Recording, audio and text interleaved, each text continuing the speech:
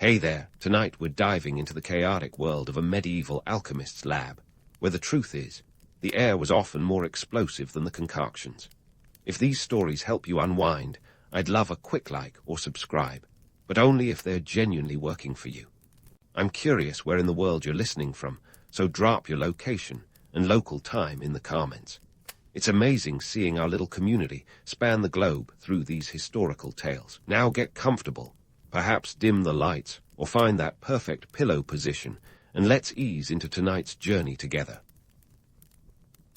Your day kicks off with a rather questionable decision, stepping into a medieval alchemist's lab. It's the 14th century, and you're standing in a room that smells like a concoction of overcooked cabbage, burnt hair, and something that might be the ghost of a long-dead fish. Welcome to a place where science and sorcery seem to have an awkward, messy relationship. If you think this is going to be a calm, intellectual pursuit like in a modern chemistry lab, think again. Here, things are more akin to a chaotic episode of medieval Mythbusters. First, let's talk about the decor, or lack thereof. The lab is a mix of clutter and chaos. Think less sleek white coats and more grimy robes. Alchemists weren't the meticulous scientists we picture today. Instead, they were more like the eccentric uncle who insists he's just about to invent perpetual motion, any day now.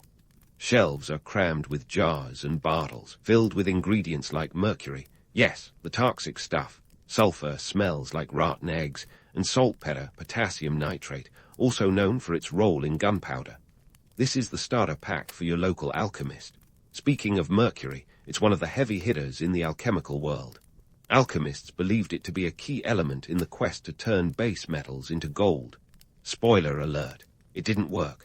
But that didn't stop them from trying for centuries. And when you consider that mercury was referred to as quicksilver due to its liquid metal properties, it's easy to see why it held a certain mystical allure.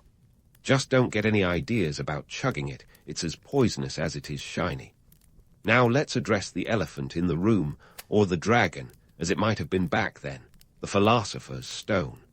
No, not the one from the Harry Potter series. We're talking about the legendary substance that alchemists believed could grant immortality and turn any metal into gold. It was the medieval equivalent of a get-rich-quick scheme. The only thing more elusive than the stone itself was the consistent success of those searching for it. As you navigate through the lab, you might notice that despite the mess, there's a peculiar system at play. The alembics and crucibles are the tools of the trade, used for distillation and calcination. These processes were less about precise measurements and more about the hope that something, anything, would pan out. And let's not forget the grim reality. Many of these experiments ended in failure, explosions, or both. This wasn't a job for the faint of heart or the financially prudent. Alchemists didn't operate in a vacuum. They were influenced by the social and economic currents of their time. They often held a precarious position in society. On one hand, they were considered learned men, sometimes even advisors to kings. On the other hand, they were often viewed with suspicion, as potential charlatans or even dabblers in the dark arts. In a world where science and superstition were often indistinguishable, their reputation was as volatile as the chemicals they worked with. Economically, the appeal of alchemy was obvious, the promise of endless wealth. Who wouldn't want to turn lead into gold? But the reality was that most alchemists were perpetually broke, spending more on ingredients than they could ever hope to make back. Mercury wasn't cheap, and neither was the equipment. Plus, books and manuscripts on alchemy, such as The Summer Perfectionist by Geber, were prized possessions, sometimes costing more than a small house. Investing in alchemy was like betting on a horse that never quite leaves the starting gate. To put it in perspective, the allure of alchemy was a bit like the modern obsession with tech startups. Everyone wanted to be the next big thing, but few ever made it past the stage of burning through their resources. The potential for fame and fortune was there, but so was the likelihood of public failure and financial ruin. As you stand in this medieval lab, surrounded by the ghosts of failed experiments and dreams of gold, you might start to question your life choices. Sure, there's the romantic notion of playing the role of a mystical scientist, but the harsh reality is that you're more likely to end up with a nasty cough from inhaling toxic fumes than you are with a pile of gold. And let's not even get started on the hygiene, or lack thereof. Cleanliness was not next to godliness in 14th century labs, to put it mildly. So, as the sun begins to set, casting a dim light through the smudged windows of the lab, you might find yourself re-evaluating your career path. Because unless you've got a penchant for inhaling mercury vapors and living on the edge of financial ruin, your day in the life of a medieval alchemist might just be your last. But hey, at least you can say you flirted with the idea of turning lead into gold. Just don't expect your alchemical resume to pay the bills. As you ponder your questionable career choices, let's take a closer look at the tools of the medieval alchemist trade, a collection of objects that would look right at home in a wizard's garage sale. First up, we have the beaker, essentially your medieval measuring cup, but with the added thrill of potential combustion. The alembic, a glass or metal apparatus used for distillation, was the alchemist's version of a slow cooker, except instead of stew, you were brewing up dreams of gold and possibly a small explosion. And then there's the crucible, a heat-resistant container used for melting metals. Picture a medieval pressure cooker, but with the risk of molten lead rather than overcooked part roast. Now, if you think you can just waltz into your local medieval market and pick these up, think again. Sourcing these tools wasn't just a walk down the aisle at ye old hardware store. Crafting glassware that could withstand extreme temperatures was a feat of its own, often requiring the skills of a master glassblower and acquiring the right metals. Well, that was like trying to find a decent parking spot at a rock concert. Let's just say it involved a lot of haggling, a bit of luck, and sometimes a little bit of alchemical sleight of hand. Speaking of materials, let's talk about the ingredients list, because if you thought your potion-making kit was pricey, wait till you see this. Lead and mercury were the bread and butter of alchemical experiments, and much like in today's tech world, the basic components weren't cheap. Mercury, that liquid metal we mentioned earlier, could cost a pretty penny. And then there's the more exotic antimony, a metalloid that was the kryptonite to an alchemist's financial stability. Add in the cost of sulfur, saltpeter, and an assortment of other hazardous goodies, and your wallet would be crying for mercy faster than you could say, Eureka. Of course, none of this would matter if it weren't for the holy grail of alchemy, the philosopher's stone. This mythical substance was the medieval Swiss army knife of magical items, promising not just the transformation of base metals into gold, but also the secret to immortality. It was the Powerball jackpot and fountain of youth rolled into one, and it's no wonder alchemists were willing to risk life, limb, and ledger to find it. But beneath the romance of this quest lay a harsh economic reality, the desperate drive for wealth in a world where social mobility was about as likely as finding a unicorn in your backyard. The dream of gold was more than just a personal fantasy. It was a reflection of the economic desperation of the times. In an age where the currency was often in short supply, the ability to create gold was seen as a solution to the financial woes of both individuals and empires. The alchemist's lab was less a place of scientific discovery and more a crucible of economic hope. Kings and nobles alike were eager patrons, hoping that their investment in an alchemist would pay off in golden dividends. It was the medieval equivalent of venture capital, with alchemists as the original startup founders pitching their wild ideas to skeptical investors. And just like today's entrepreneurs, alchemists faced their fair share of skeptics and critics. The line between genius and charlatan was razor-thin, and the consequences of failure could be severe. Yet, the allure of alchemy persisted, driven by the tantalizing prospect of limitless wealth and the human penchant for believing in the impossible. It was a world where science, magic, and economics collided in a chaotic symphony of ambition and illusion. As you stand amid the clutter of alembics and crucibles, you can't help but marvel at the sheer audacity of it all. Alchemists were the original dreamers, willing to defy logic and reason in pursuit of that one perfect experiment. And while their methods may have been flawed, their vision was nothing short of extraordinary. So, before you dismiss the alchemist as just another medieval madman, remember, every great achievement begins with a dream, even if it's wrapped in a cloud of mercury vapor. So, here you are, elbow deep in the alchemist's most notorious experiment of all, the quest for immortality. If you thought the search for gold was ambitious, get ready to witness a whole new level of chutzpah. This wasn't just about living forever. It was about outsmarting death itself. Alchemists believed in the possibility of an elixir of life, a potion so potent it could grant eternal youth. Spoiler alert, nobody's walking around today claiming a birth year in the 1300, so you can guess how that turned out. But let's give these medieval masterminds some credit for dreaming big. After all, this was a time when life expectancy hovered around a measly 30 to 40 years. Disease, famine, and the occasional war made sure your average medieval Joe didn't have the luxury of a midlife crisis. They were too busy just trying to stay alive. So, the allure of an elixir that could keep you young and spry forever was as tantalizing as a modern-day billionaire tinkering with anti-aging tech. And speaking of billionaires, or their medieval equivalents, kings, popes, and nobles were all on board with this immortality gig. They were the venture capitalists of the day, funding these wild experiments in the hopes of a sweet return on investment, namely, not dying. Imagine the papal court, where discussions about theology and morality were briefly interrupted by hushed conversations about the latest alchemical breakthroughs. It was less Hail Mary and more Hail Mercury. But here's the kicker. While these patrons were opening their purses, they were also side-eyeing their alchemists with suspicion. Because for every genuine experiment, there were a dozen charlatans ready to sell snake oil. The line between alchemist and con artist was as thin as parchment, and when your experiment ended in an explosion rather than enlightenment, it was time to pack up and hightail it out of town, or face the wrath of a very disappointed and possibly armed benefactor.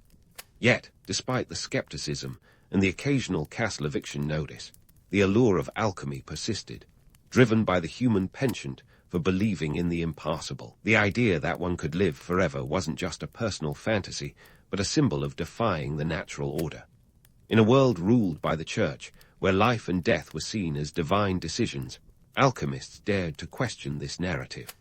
They were the original rebels, challenging the status quo with their bubbling concoctions and cryptic symbols. Of course, the grand irony is that, while seeking the secrets of eternal life, alchemists were more likely to meet an untimely end from inhaling toxic fumes or setting themselves on fire. Safety regulations weren't exactly a thing back then. If you've ever scorched your eyebrows lighting a barbecue, you can relate, albeit on a less lethal scale. The pursuit of immortality often concluded not in perpetual youth, but in a rather abrupt and fiery finale. The social and political climate of the time was ripe for such contradictions. Europe was a patchwork of kingdoms and principalities, each with its own ruler keen on outdoing the other in wealth and power. And what better way to tip the scales than by employing alchemists to unlock nature's deepest secrets? Yet, the same rulers who funded these experiments were the ones who wielded the power to shut them down, fearing the potential disruption to social order.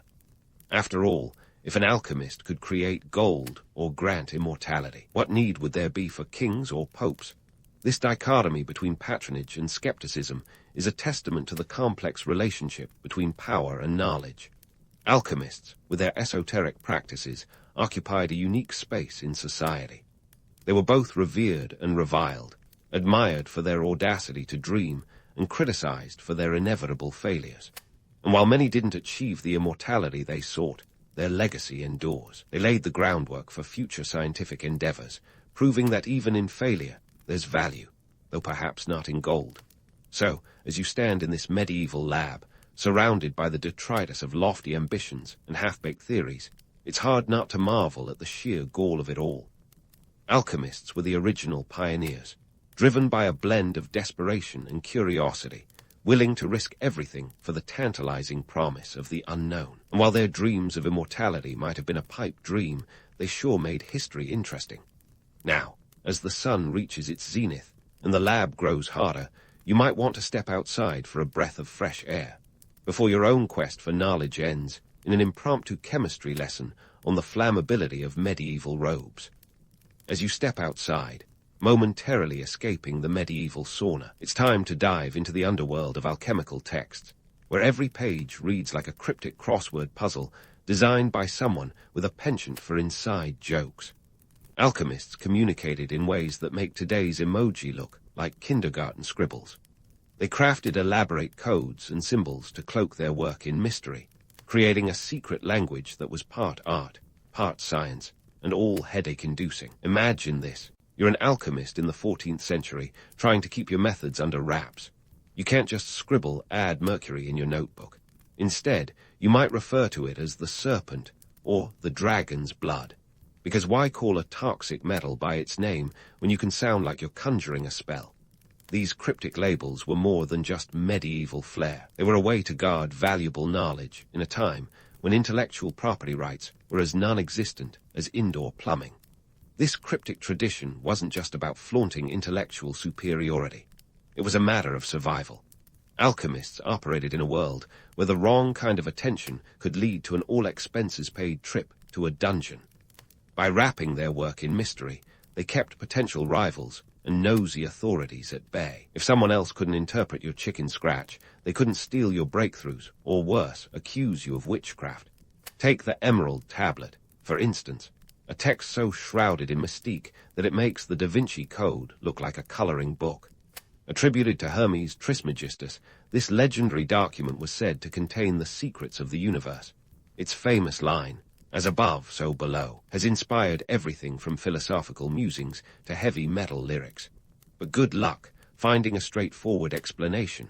It's a riddle wrapped in an enigma, sprinkled with a touch of philosophical mumbo-jumbo.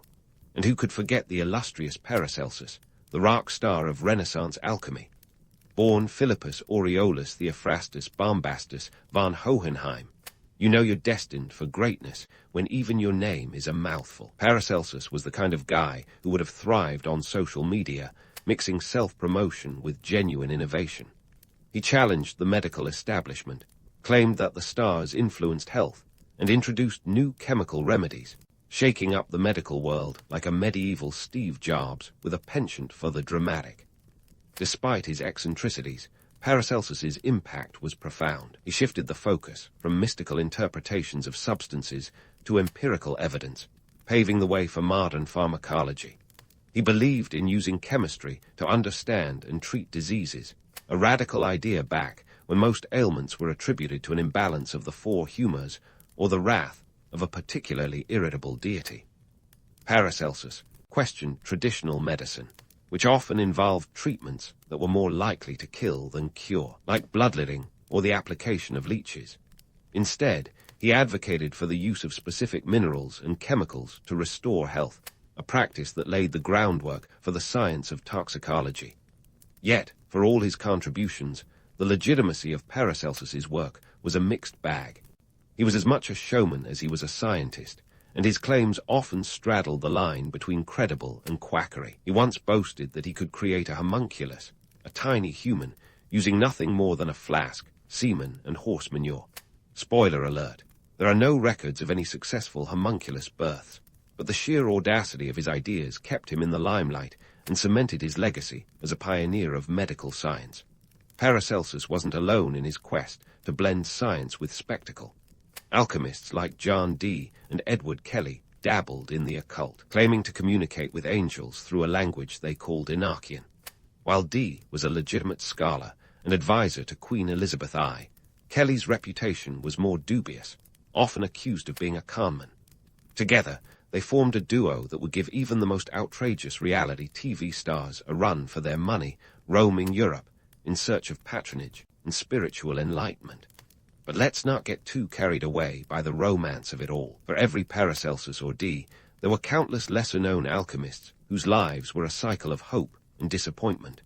They poured their hearts and wallets into deciphering texts that promised riches and immortality, only to end up with empty pockets and a reputation for dabbling in the dubious. The alchemical texts, with their cryptic symbols and grand promises, were as much a testament to human curiosity as they were to the perpetual allure of the unattainable. The coded language of alchemy wasn't just a protective measure. It was an invitation to join an exclusive club. To decode these texts was to gain entry into a world where the boundaries between science, magic, and art blurred into one. It was a world that promised answers to life's greatest mysteries, even if those answers were tucked behind a veil of allegory and metaphor. And so, as you stand in the fading light of the medieval lab, pondering the complexities of alchemical symbols and the audacity of figures like Paracelsus, you can't help but feel a sense of wonder at the sheer scope of it all. These alchemists were dreamers and schemers, part scientist, part artist, daring to explore the unknown with little more than a handful of esoteric texts and a head full of dreams.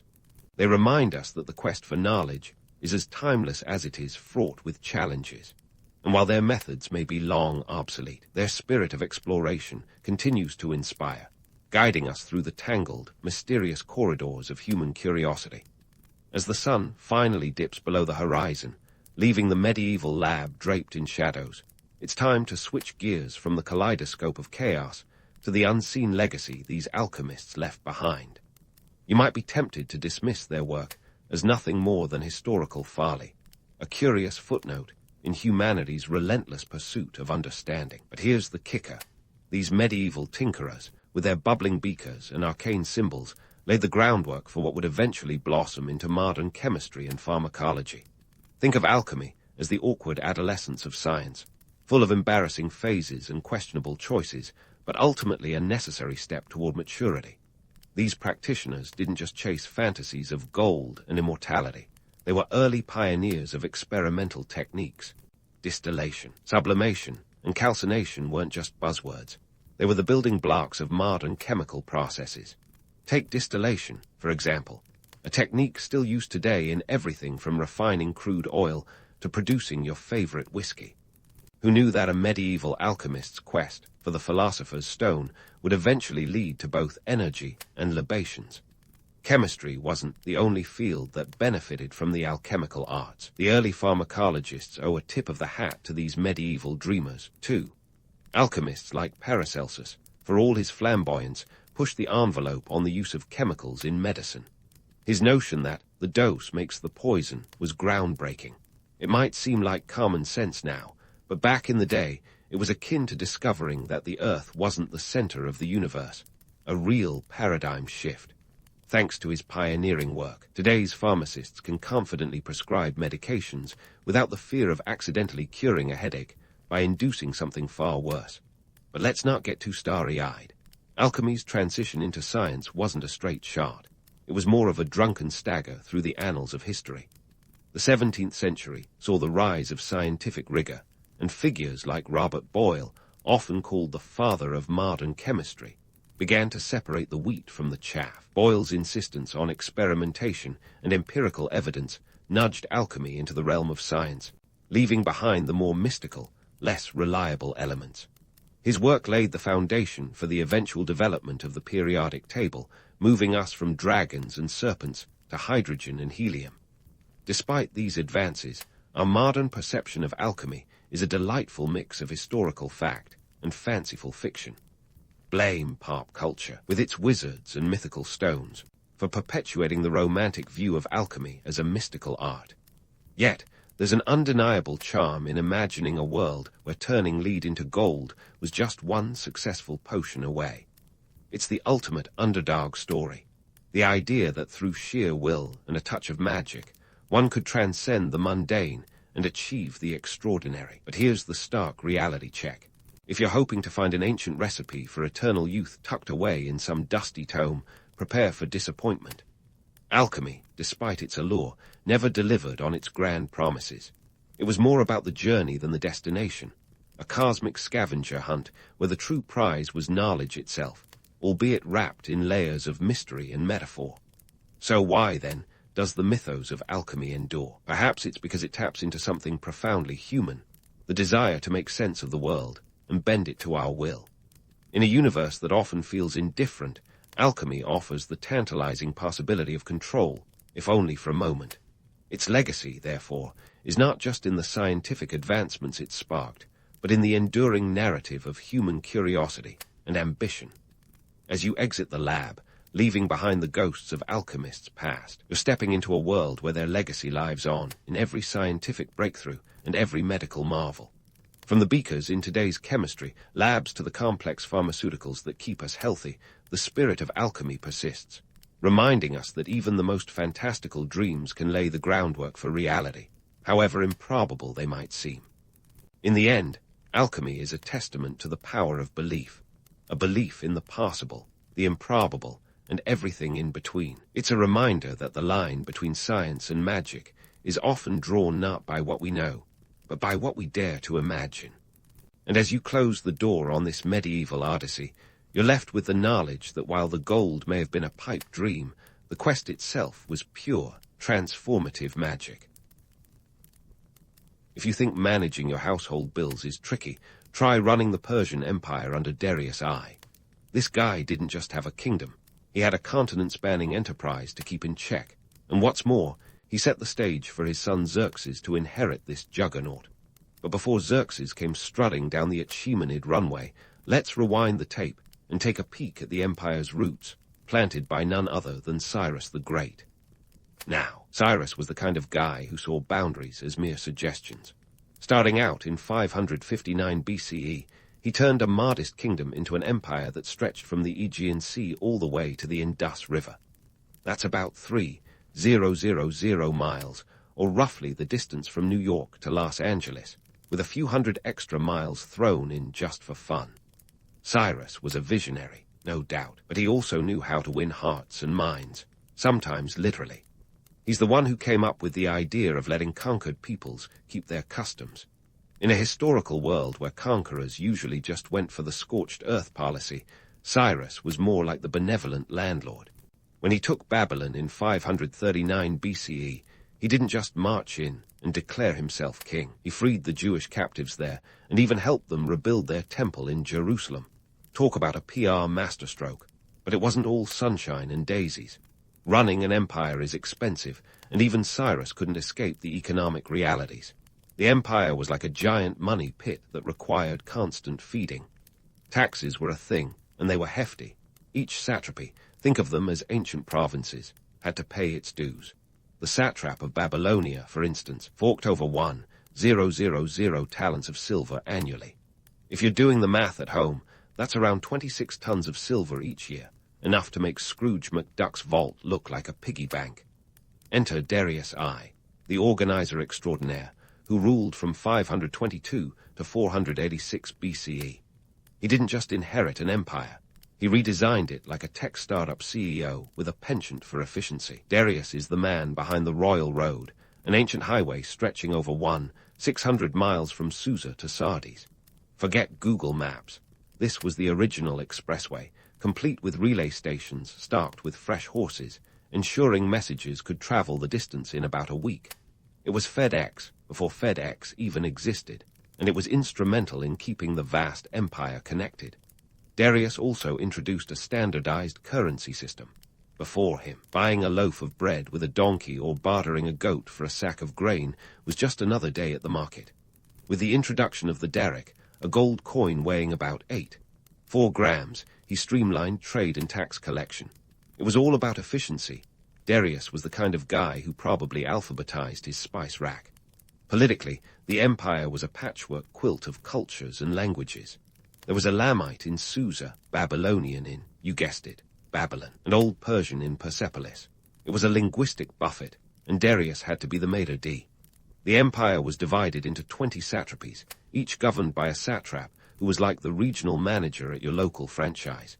These satraps had a fair amount of autonomy, but were kept on a tight leash with a bit of checks and balances.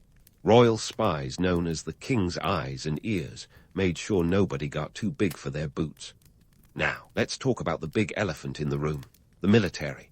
Maintaining an army to defend and expand the empire was no small feat. It's estimated that around 300,000 soldiers were on the payroll. Feeding, arming, and housing this force was like trying to keep a small city running. And remember, there were no online banking apps back then. Everything was a logistical nightmare, from pay distribution to supply chains. So, what kind of empire was Xerxes stepping into when he took the throne in 486 BCE? A vast, sprawling machine with endless moving parts and a constant demand for resources. It was an empire built on the legacy of two titans, Cyrus, the charismatic conqueror, and Darius, the meticulous manager. Xerxes inherited not just land and wealth, but the weight of an entire civilization's expectations. Was he ready for it? Well, that's a story for another time. But one thing's for sure. Ruling an empire wasn't just about wearing a fancy crown and lounging on a golden throne. It was a high-stakes game of strategy, diplomacy, and sometimes sheer force. And in this game, the stakes were as high as the peaks of the Zagros Mountains. Fast forward to 486 BCE, and here comes Xerxes, stepping into the Persian spotlight with all the pressure of a millennial inheriting a billion-dollar startup. Now, let's not sugarcoat it. Xerxes' ascent was no smooth elevator ride. It was more like a roller coaster, complete with family drama that would make a soap opera look tame. Picture an empire so vast it practically has its own weather system, and then imagine being the guy who's supposed to keep it all from crashing down. Xerxes was Darius' son, but he wasn't the eldest. That honor went to Artabasan, born before Darius became king, and thus lacking the royal aura of divinely sanctioned power. Back then, it wasn't just about being first in line. It was about being first with the right pedigree. Enter Atossa, Xerxes' mom and daughter of Cyrus the Great. Her lineage gave Xerxes the golden ticket in the royal stakes. But it wasn't just about who your mom was. It was also about who had the backing of the empire's power players. Darius made sure that when he kicked the bucket, Xerxes was the one holding the scepter. Once he was firmly on the throne, Xerxes had to prove he wasn't just a footnote in the history books. The Persian Empire wasn't exactly a set-it-and-forget-it kind of operation. It was an all-consuming beast that required constant feeding and attention. Xerxes had to contend with all the usual suspects: rebellious satrapies, ambitious generals, and a treasury that seemed to have a hole in it the size of Babylon. But there was one particularly itchy thorn in his side: those pesky Greeks. The Greeks were like that neighbor who never mows their lawn, but somehow always throws the best block parties. For Persia, Greece was a small, disorganized cluster of city-states that inexplicably punched above its weight.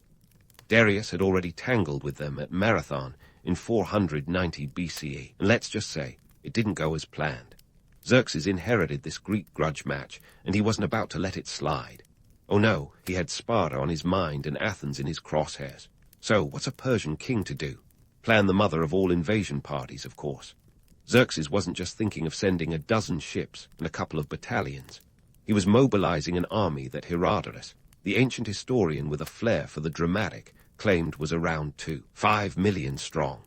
Now, historians today scoff at those numbers like they're last year's fashion, estimating the actual size to be closer to 200,000. Still, it was no small feat to organize such a colossal force.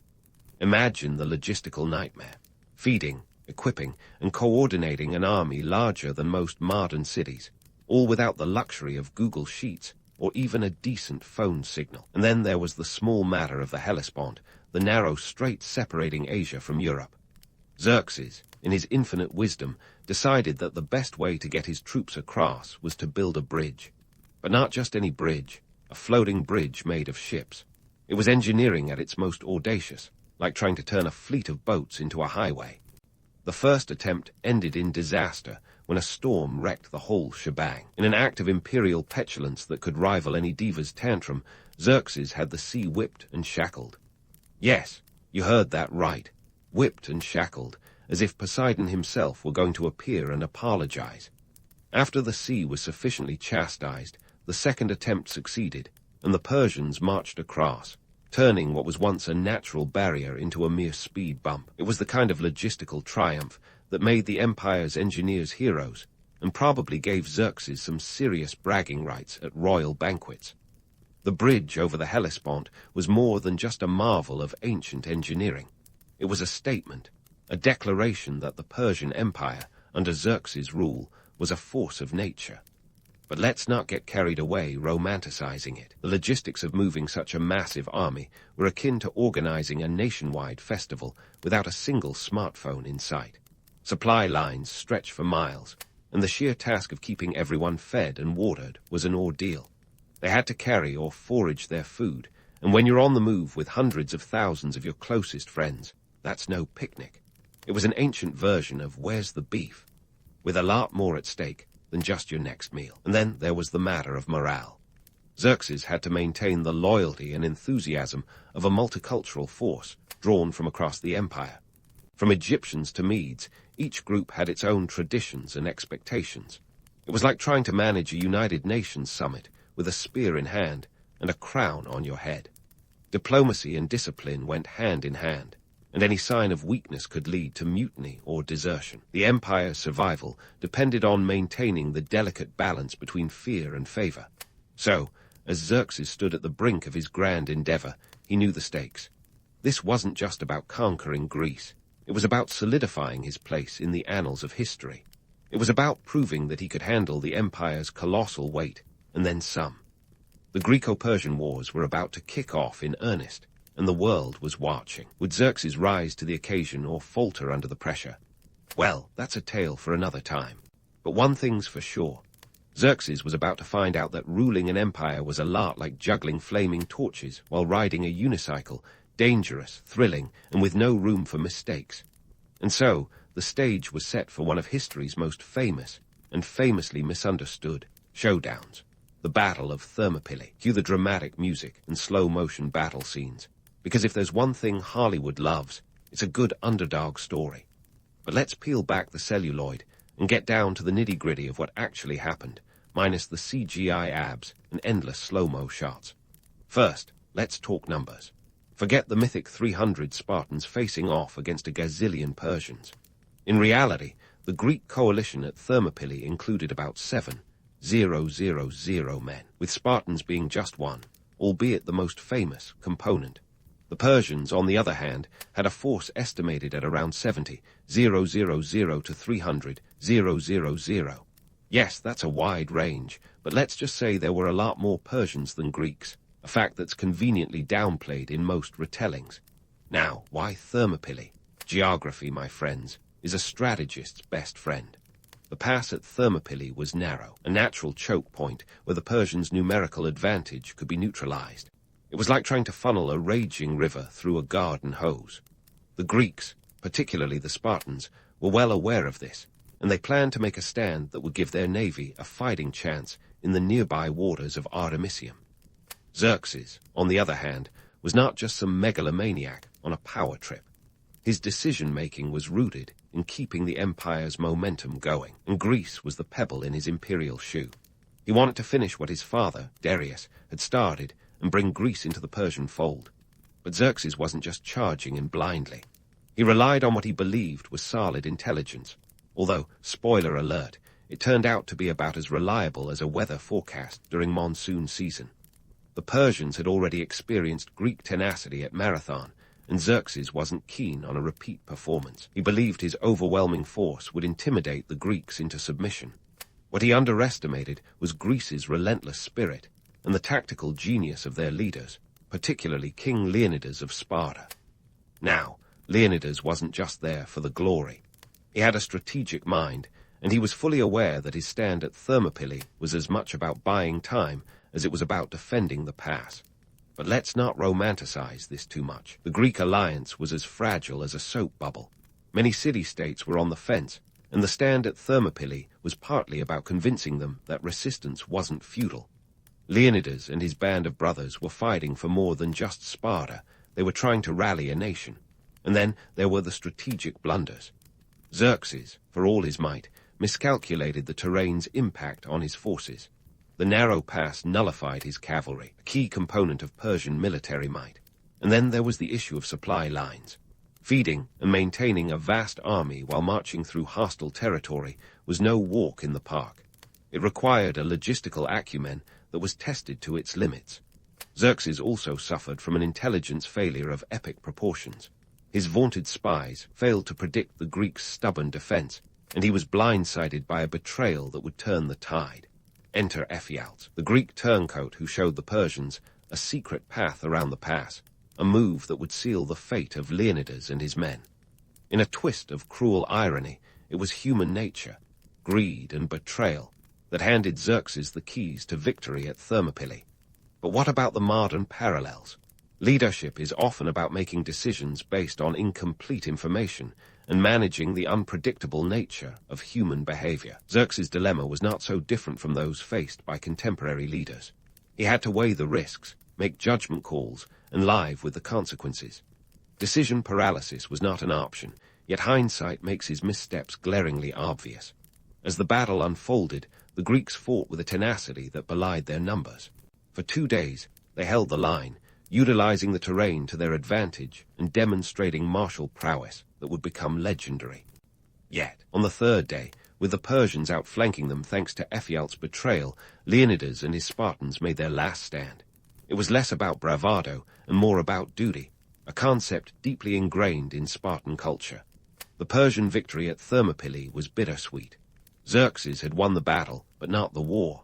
The Greek resistance had bought critical time for the rest of the city-states to prepare for future engagements. It was a Pyrrhic victory, one that showcased the complexities of war where political, strategic, and human elements intertwine. In the grand tapestry of history, Thermopylae stands as a testament to the power of strategic thinking and the limitations of brute force. Xerxes' campaign continued, but the seeds of eventual Greek victory were sown in the blood-soaked pass. Persian king learned that ruling an empire was as much about the hearts and minds of the people as it was about conquering their lands. So, as the dust settled at Thermopylae, the story was far from over. Xerxes still had his eyes on Athens, and the conflicts that followed would reshape the ancient world. But for now, let's leave our Persian king contemplating the weight of his crown and the lessons taught by a narrow pass between the mountains and the sea. There would be more battles, more decisions, and more history to be made. Stay tuned, because the saga of Xerxes and the Greco-Persian Wars is just getting started.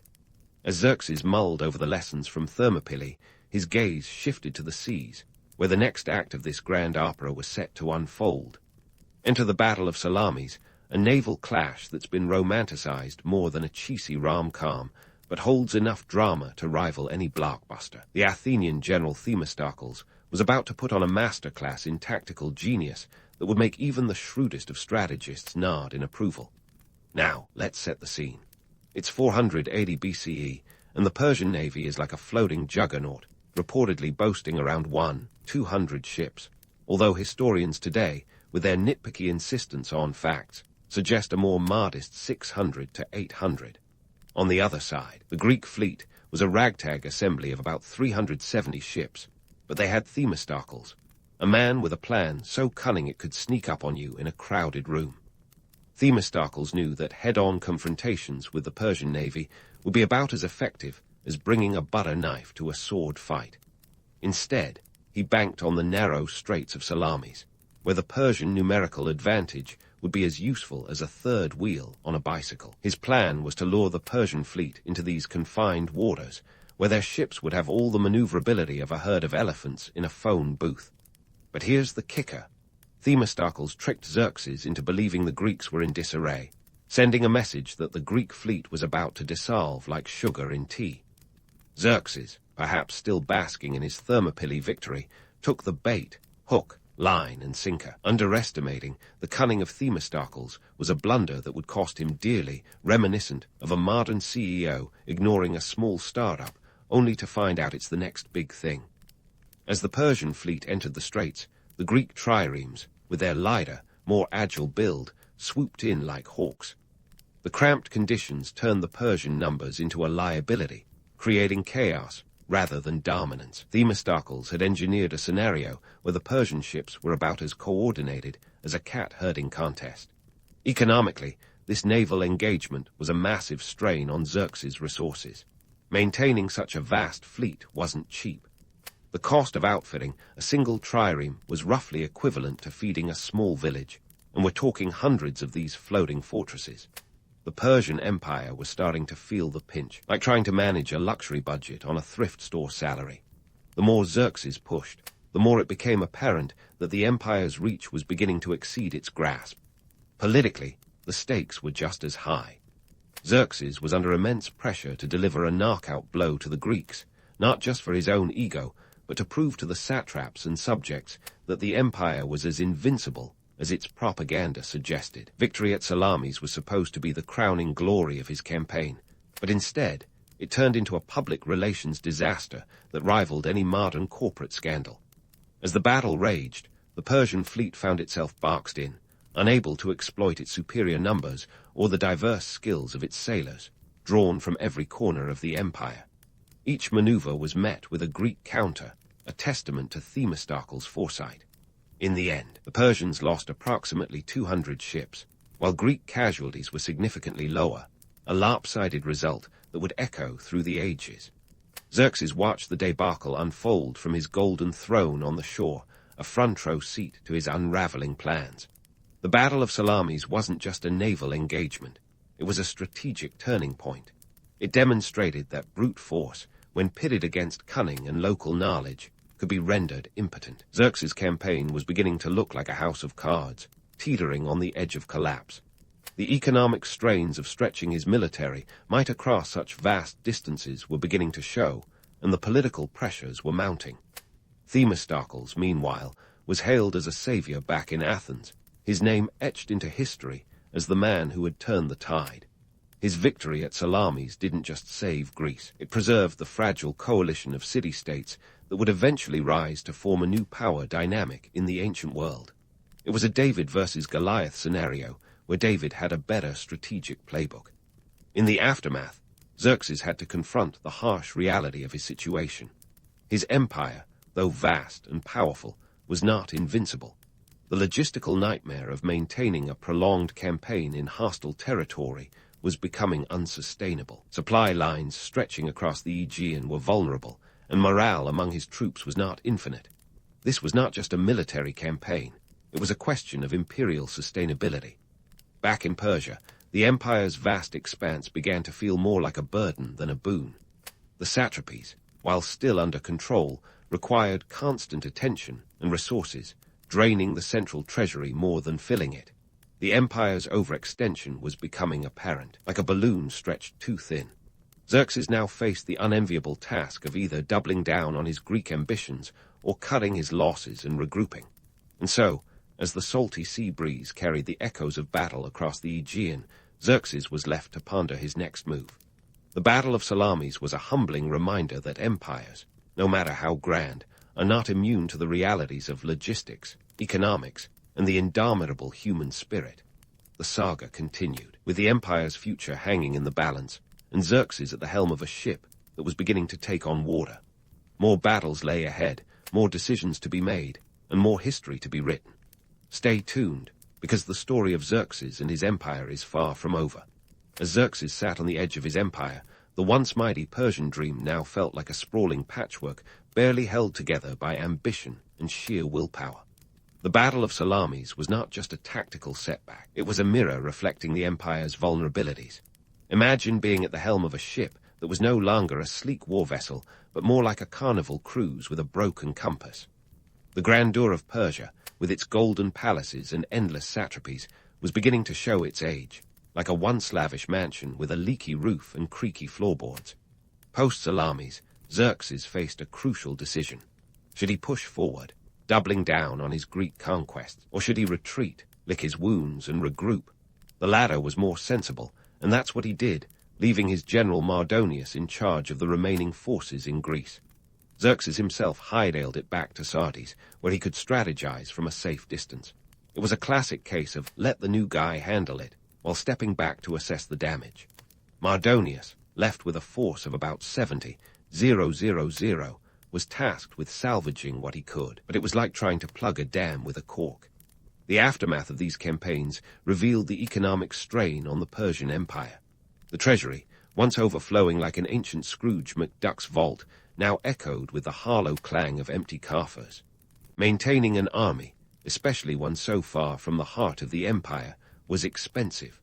The cost of supporting such a military venture was astronomical, and the returns were less than stellar. The empire's resources were stretched thinner than a hipster's patience for mainstream music. Politically, Xerxes' setbacks weakened his domestic standing. The satraps, those semi-autonomous regional governors, were starting to sense the empire's Achilles heel. If you've ever had a boss who seemed invincible until they didn't, you'll understand the shift in dynamics. The aura of invincibility that had cloaked the Persian kings since the days of Cyrus the Great was beginning to fray. The satrapies, which paid taxes in silver and soldiers in flesh, started to question the wisdom of Xerxes' grand ambitions. Let's flip the coin and talk about Xerxes' legacy, both the man and the myth. Over the centuries, Xerxes has been cast as the villain in a drama written by the victors. In Greek narratives, he's the despotic overlord, a caricature of hubris and folly. But hold your horses, because reality paints a more nuanced picture. Xerxes was a product of his time, a ruler trying to maintain cohesion over a vast and diverse empire. His failures were not just personal, they were systemic, rooted in the challenges of managing a multicultural behemoth from a single throne. From a historical perspective, Xerxes' reign teaches us about the perils of overreach. The Persian Empire, for all its splendor, was a complex beast with a voracious appetite for resources and control. Xerxes' campaigns highlight the economic and logistical challenges of expansion, a lesson that echoes through the ages. It's a cautionary tale for any leader who dreams of empire without considering the price tag attached. As for the myths, well, they hold their own kind of truth. The romanticized image of Xerxes as a larger-than-life figure serves as a narrative shorthand for the excesses and ambitions of his empire. It's the kind of story that captures the imagination, much like a Hollywood epic with all the glitz and none of the gritty details. But behind the legend lies the stark reality of an empire grappling with its own limitations, a reality that Xerxes had to face head-on. In the grand scheme of things, Xerxes' reign was a turning point for the Persian Empire. His campaigns against Greece, while ultimately unsuccessful, underscored the limits of imperial power. They marked the beginning of a slow decline, a gradual unraveling that would eventually see the empire fall to Alexander the Great in 330 BCE. Yet, even as the empire waned, its cultural and administrative innovations left a lasting legacy. The concept of the satrapy system, for instance, influenced future empires like Rome. The Persian approach to governance, which balanced central authority with regional autonomy, was ahead of its time, a testament to the empire's enduring impact. So, as we wrap up this tale of ambition, overreach, and legacy, let's take a moment to reflect on the lessons from Xerxes' reign. History, after all, is not just a collection of dates and battles. It's a study of human nature, of dreams and desires, of triumphs and failures. Xerxes' story is a reminder that even the mightiest of empires can falter, not because of a lack of power, but because of the inherent complexities and contradictions within. And there you have it, folks, the rise and fall of Xerxes' Persian Empire, a saga rich with intrigue, power plays, and the eternal dance of ambition versus reality. As you drift off into sleep, let these stories of old swirl in your mind, a reminder that the past, with all its drama and lessons, is never truly gone. It's a part of us, shaping our present and inevitably our future. Until next time, keep questioning, keep learning, and never stop exploring the vast tapestry of history. Dido arrived with a plan and a knack for negotiation that would make Wall Street traders weep. Legend has it she founded Carthage after fleeing Tyre, a story that's as romantic as it is sketchy. According to the tale, the enterprising queen cut a deal with the locals to acquire as much land as she could cover with an ox hide. Instead of the usual rectangular plot, she sliced the hide into thin strips, laying out a massive tract of land. Ingenious or just plain sneaky, you be the judge. The point is, this strategic piece of real estate on the North African coast became the cornerstone of what would soon be the ancient world's equivalent of a corporate superpower. Carthage didn't become the Mediterranean's go-to-trading hub by accident. It was all about location, location, location. Nestled in modern-day Tunisia, Carthage was strategically perched on the coast, with easy access to Europe, Africa, and the Middle East. Think of it as the crossroads of ancient trade routes, a bit like the Panama Canal, with sand and camels instead of ships.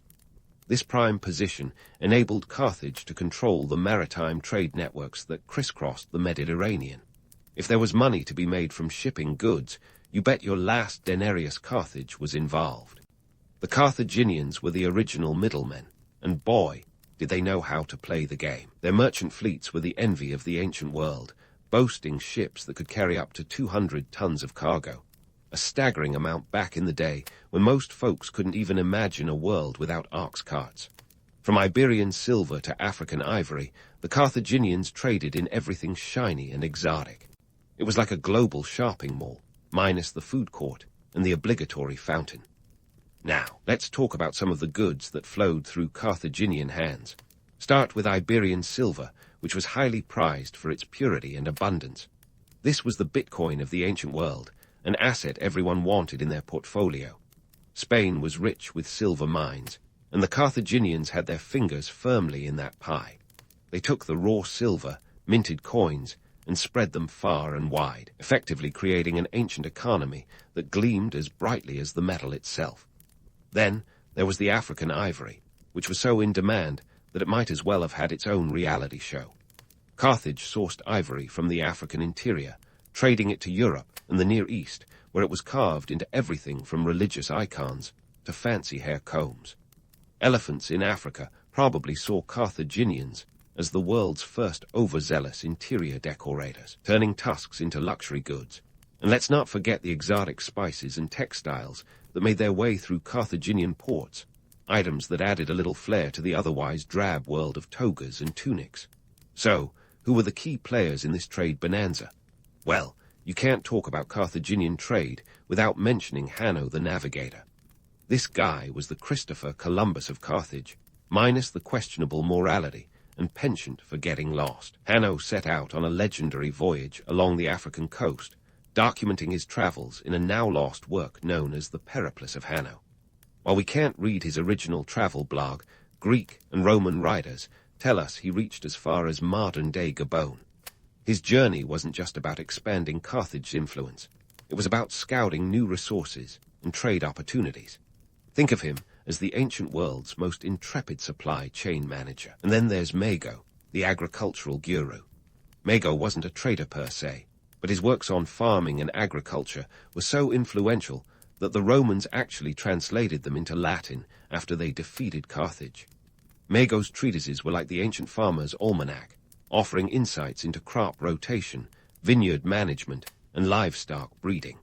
His knowledge helped Carthage optimize its agricultural output, ensuring there was always plenty of surplus to trade. You might call him the original agribusiness mogul, but let's not kid ourselves. While Carthage was a bustling trade hub, it wasn't all sunshine and sea breezes. The city's wealth and power inevitably caught the eye of Rome, leading to the Punic Wars, 3 titanic struggles that would eventually spell doom for Carthage. You see, Rome didn't exactly appreciate having a rival superpower in its backyard, especially one that was cornering the market on Mediterranean trade. The tension between these two cities was like a long-running soap opera, complete with betrayals, epic battles, and a tragic finale.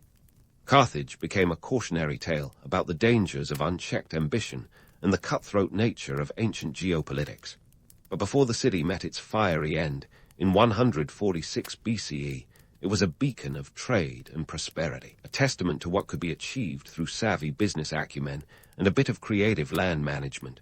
So next time you're sipping your morning coffee, spare a thought for Dido and her savvy oxhide scheme, the maneuver that laid the foundation for one of history's most influential empires. It's a reminder that the art of the deal is as old as civilization itself. But let's not get ahead of ourselves. Before the curtain falls on Carthage's dramatic exit, we need to unpack what made the city's merchants the rock stars of the high seas. The Carthaginian fleet was like the Formula One of the ancient world, fast, innovative, and capable of leaving competitors in their wake. If the Mediterranean had a racetrack, Carthage would be lapping everyone else. These ships weren't just floating piles of wood lashed together. They were engineering marvels. Picture sleek, multi-tiered warships known as quinquiremes, powered by rows of oarsmen working in harmony.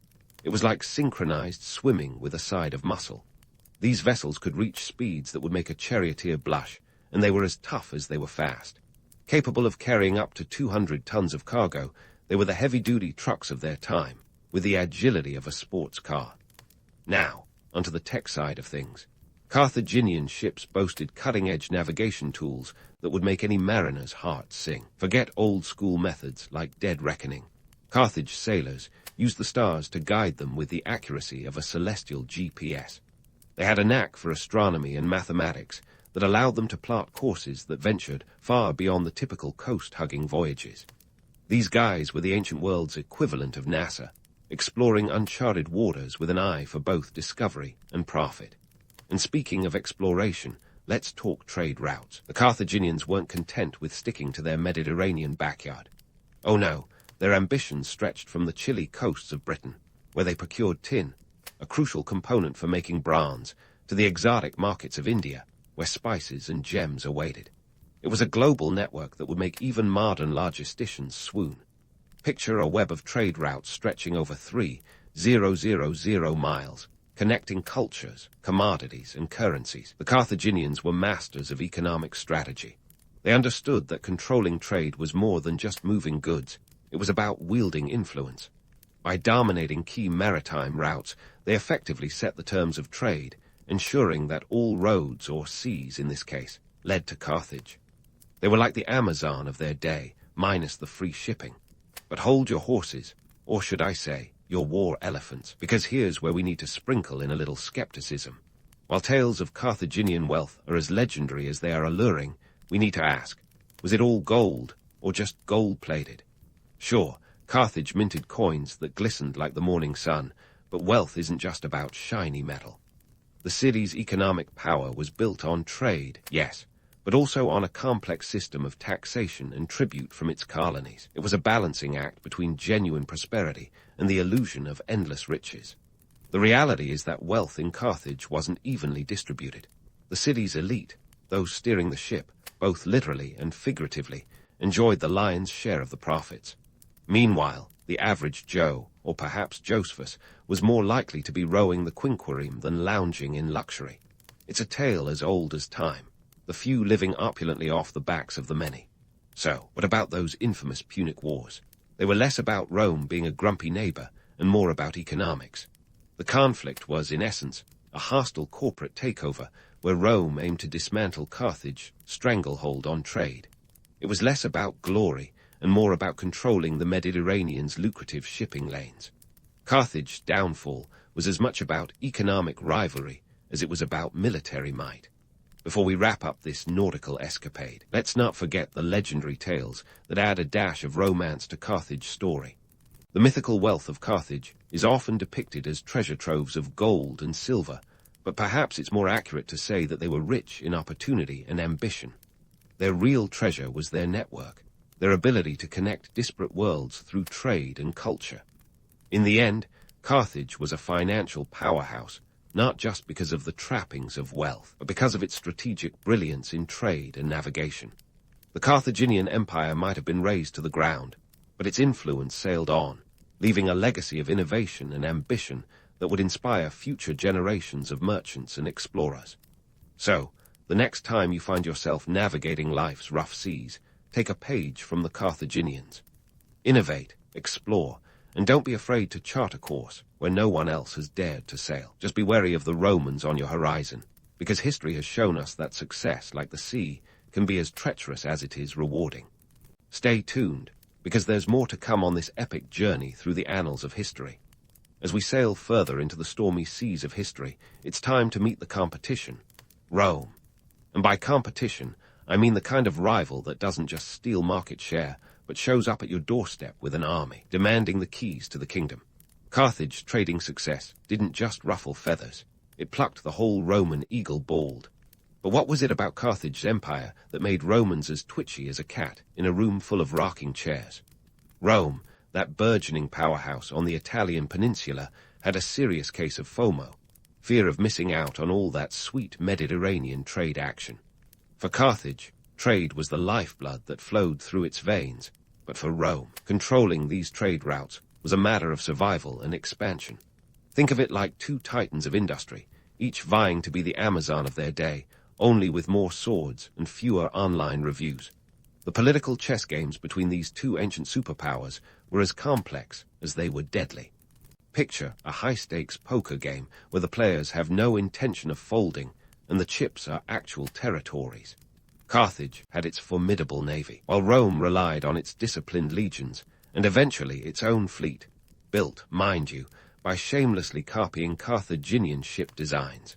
Innovation or intellectual property theft, you be the judge. The stage was set for the Punic Wars, a series of conflicts that made modern geopolitical rivalries look like playground squabbles. The first of these wars kicked off in 264 BCE over Sicily, a strategic gem in the Mediterranean Sea coveted by both powers. Carthage had long held sway over parts of Sicily, using it as a hub for trade and military operations. Rome, meanwhile, saw Sicilia not just as a geographical stepping stone, but as the jackpot in a game of territorial monopoly. Now, Let's dive into the economics of war. This wasn't just about soldiers and ships. It was about resources. War elephants, the ancient equivalent of tanks, were as much a symbol of Carthaginian might as their merchant fleets. When Hannibal Barca, the most famous Carthaginian general, marched his army over the Alps in 218 BCE, he brought along 37 elephants. Yes, you heard that right. 37 colossal pachyderms, lumbering through snowy peaks, was a logistical nightmare that even the most seasoned modern supply chain managers would lose sleep over. Imagine trying to keep a herd of elephants fed and warm while traversing terrain that makes the Himalayas look like a Sunday stroll. Hannibal's march was a bold move, a statement to Rome that Carthage wasn't just about trade. It was about strategic brilliance and audacity.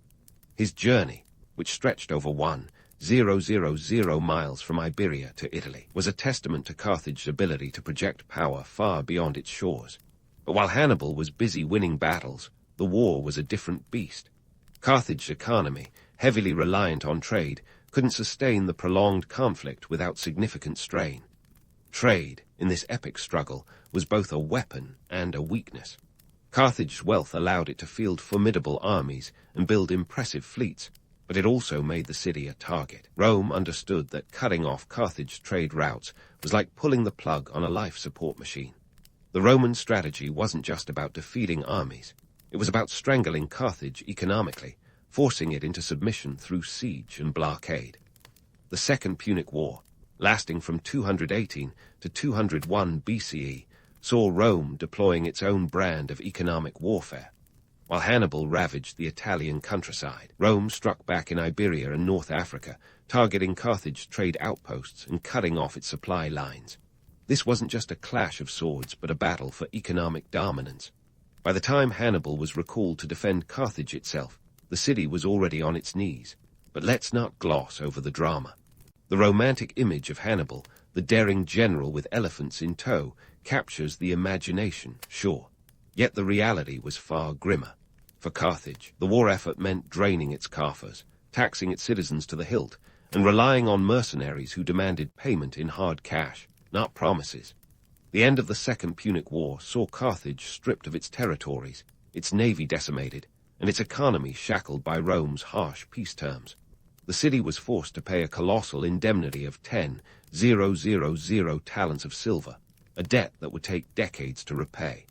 For context, this sum could have outfitted a fleet or funded an army capable of holding its own against any Mediterranean power. Rome had effectively turned Carthage into a client state, reducing it from a titan of trade to a shadow of its former glory. Yet, even in defeat, the Carthaginians clung to their mercantile roots. They rebuilt their economy, focusing on agriculture and local trade to slowly regain their footing. But Rome, ever wary of a resurgent rival, watched like a hawk. The Third Punic War, a mere 52 years after the end of the Second, was less about military threat and more about ensuring Carthage could never again rise to challenge Roman hegemony. In 146 BCE, after a brutal siege, Carthage was razed to the ground, its population sold into slavery, and its lands salted to prevent future agriculture, or so the legend goes. Whether the Romans actually salted the fields or it's just a spicy myth, the message was clear. Carthage would not rise from its ashes like some ancient phoenix. Yet the story of Carthage is not just one of defeat. It's a tale of resilience, ambition, and the relentless pursuit of trade and profit. Though the city fell, its legacy endured, influencing Roman culture, maritime practices, and even their economy. Carthage taught Rome the art of trade, turning what was once an adversary into an unwitting mentor. As we wrap up this chapter, remember that the tale of Carthage and Rome is not just about who won and who lost. It's a reminder that trade and power are inextricably linked, that empires rise and fall on the strength of their economies as much as their armies. Stay tuned, because there's more intrigue, drama, and historical lessons to come as we continue down this ancient road. So, as Carthage's story rolled into its twilight years, the city found itself in a desperate dance of survival, trying to hold onto its fading grandeur while Rome loomed like a relentless shadow. If this were a Hollywood script, Carthage would be the underdog hero fighting valiantly against the odds. But history isn't a neatly packaged blockbuster, and Carthage's demise was more about harsh realities than poetic justice. The economic decline that followed Carthage's military defeats was as inevitable as a Monday morning hangover after a weekend of poor decisions. The once thriving city, known for its bustling ports and merchant fleets, had its lifeline severed by Rome's strategic chokehold. Picture Carthage as a former CEO, now scrambling to make ends meet in a world where its influence no longer held sway. The indemnity imposed after the Second Punic War was like a financial millstone around Carthage's neck, with 10,000 talents of silver, equivalent to about 270 tons, slowly draining its coffers over 50 years. Rome wasn't content with just winning. It wanted to ensure Carthage stayed down. The Roman Senate, ever the shrewd puppeteer, systematically dismantled Carthage's trading empire, piece by piece. The once vibrant trade routes that had been the veins of Carthaginian prosperity were now patrolled by Roman galleys, ensuring that the flow of goods, and by extension, power, was firmly in Roman hands. Carthage was reduced to trading locally, its dreams of maritime dominance as distant as the lands Hanno the Navigator once charted. Despite these setbacks, Carthage clung to life, adapting to its new economic reality like a chameleon in a desert. The city refocused on agriculture, turning the fertile lands of North Africa into a breadbasket. Grain became the new gold, as Carthage tried to rebuild its economy from the ground up, quite literally. But even in this realm, Rome kept a watchful eye, wary of any signs of resurgence.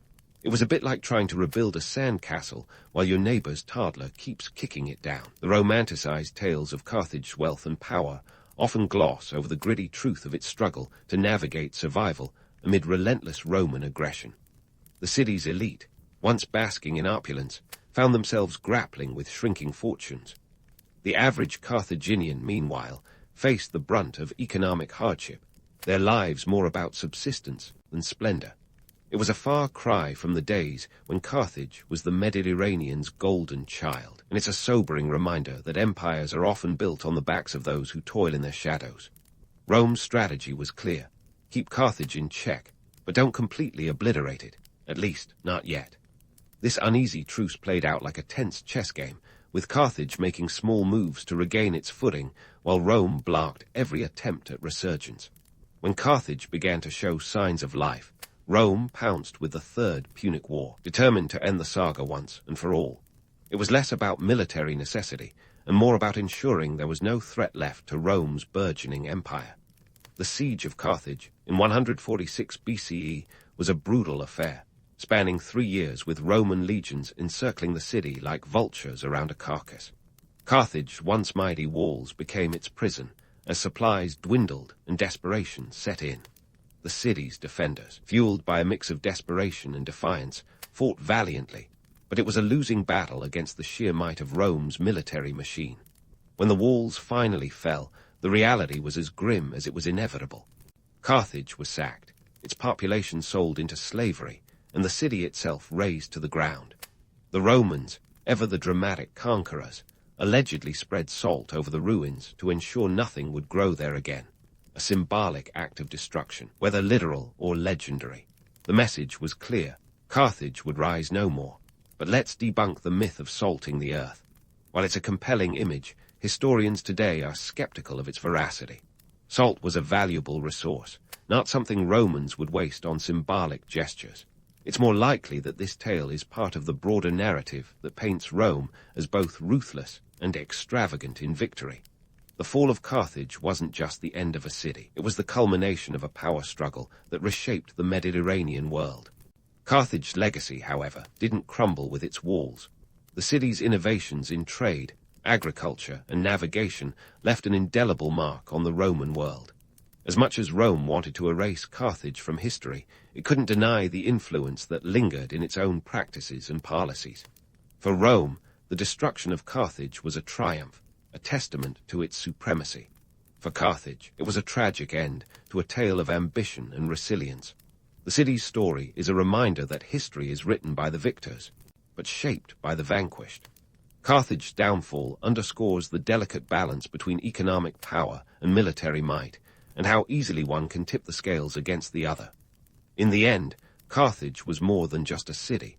It was a symbol of human endeavor, of the drive to explore and expand, to trade and thrive, even in the face of insurmountable odds. Its story is a cautionary tale about the cost of ambition, the fragility of power, and the relentless march of history. So next time you navigate the modern world of trade and commerce, spare a thought for Carthage, the ancient titan that dared to stand against the tide and paid the ultimate price.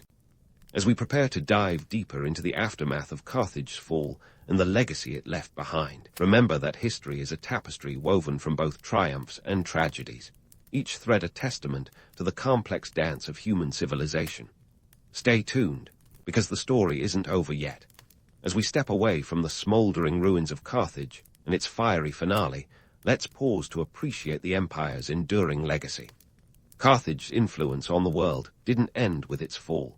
Its innovations in trade, navigation, and even agriculture echoed through time, leaving an indelible mark on future empires, including the very Romans who razed it to the ground. First off, let's talk about those Carthaginian ships. These weren't just boats. They were the Formula One cars of the ancient seas, designed for speed and efficiency. The multi-tiered quinquiremes were so advanced that even the Romans, in their relentless quest for dominance, couldn't resist borrowing a nautical page or two from Carthage's playbook. This penchant for reverse engineering led to Rome building its own formidable fleet, a strategy that turned the tide in the First Punic War. It's a bit like Apple and Samsung today, competing giants, each borrowing a dash of inspiration from the other, albeit with fewer lawsuits and more spears. Carthage also left a legacy in the realm of trade networks. At the height of its power, Carthage was the Mediterranean's trading nexus, a place where goods, ideas, and cultures mingled like guests at a particularly lively toga party. This wasn't just about moving products. It was about connecting worlds. The Carthaginians mastered the art of trade like few others, setting up colonies and trade posts from the Iberian Peninsula to the coasts of North Africa. Their ability to manage these vast networks laid the groundwork for future empires to expand their own trade routes. Even today, we can see echoes of Carthaginian trade practices in our globalized economy, proof that good ideas have a way of sailing on, long after their creators have sunk beneath the waves. One cannot overstate the importance of Carthage's agricultural prowess, either. The city wasn't just a hub of trade, it was a beacon of agricultural innovation. Mago the Carthaginian, whose agricultural treatises were so revered that the Romans translated them, played a pivotal role here. His works were the ancient equivalent of a best-selling self-help book, offering practical advice on everything from crop rotation to animal husbandry. This knowledge helped sustain Carthage's food supply and enabled it to support a growing population, which in turn fueled its trading empire. It's a bit like discovering the secret to an endless buffet when everyone else is still figuring out how to boil water. Now, as we dig through the ruins of Carthaginian myths, it's clear that the city's wealth, often depicted as piles of gold and silver, was more nuanced. Sure, Carthage minted coins that shimmered like a Mediterranean sunset, but the real treasure was its strategic control over trade routes and its ability to turn even the most mundane resources into profitable ventures. The Carthaginians weren't just accumulating wealth, they were creating it, transforming raw goods into finished products, and opening up new markets. It's a lesson in economic ingenuity that resonates to this day. But let's not ignore the dark side of Carthaginian prosperity. While the city's elite thrived, the laborers toiled in the shadows, their lives far removed from the opulence enjoyed by the few. This disparity is a timeless reminder that economic systems, even in their most prosperous forms, often rest on the shoulders of those who labor unseen. It's a sobering thought, particularly relevant today as we grapple with modern issues of inequality and economic disparity. As we reflect on Carthage's story, it's tempting to romanticize its rise and fall, to see it as a grand epic of ambition and tragedy. But beneath the drama lies a cautionary tale about the interplay between commerce and conflict. Carthage was a titan brought low not just by military might, but by the economic warfare waged by Rome. A reminder that power, whether wielded with a sword or a coin, is a double-edged blade. In pondering Carthage's legacy, one must consider the broader implications for modern economies. The city's ability to innovate, adapt, and thrive in an ever-changing landscape, offers valuable lessons. In a world where trade is as crucial as ever, Carthage's story underscores the importance of strategic positioning, the need to diversify, and the power of innovation. It's a primer on economic survival that remains as relevant today as it was over 2 millennia ago. Moreover, the myths that persist about Carthage, its legendary wealth, its strategic brilliance, its dramatic downfall, serve as a reminder of the stories we tell about power and prosperity. These tales, while often embellished, highlight the human tendency to mythologize success and failure, to find meaning in the rise and fall of civilizations. They invite us to question what truly defines greatness, and to recognize that the essence of a civilization is as much about its cultural and economic contributions as its military conquests. In the end, Carthage's story is a testament to the volatile dance between commerce and conflict, a dance that continues to shape our world. The city's legacy is not just a chapter in the history books, but a living narrative that challenges us to consider our own place in the economic and geopolitical landscape. As we move forward, navigating the complexities of globalization and competition, Carthage's tale offers both a cautionary note and a source of inspiration. So, as we close the book on Carthage, remember that history is not just a collection of dates and events, but a tapestry of human ambition, resilience, and ingenuity. Carthage might have fallen, but its spirit sails on, carried by the winds of history into the future. And who knows, perhaps, somewhere in the annals of time, we'll find ourselves drawing inspiration from a city that dared to challenge the tide, and in doing so, left an indelible mark on the world. The audacious endeavor of piling up 3 million stone blocks to create what we now call the Great Pyramid of Giza was Pharaoh Khufu's version of go big or go home. If you think your home renovation project is dragging on, consider that this monumental task spanned around 20 years, starting circa 2580 BC. That's a long time to be without a proper roof over your head.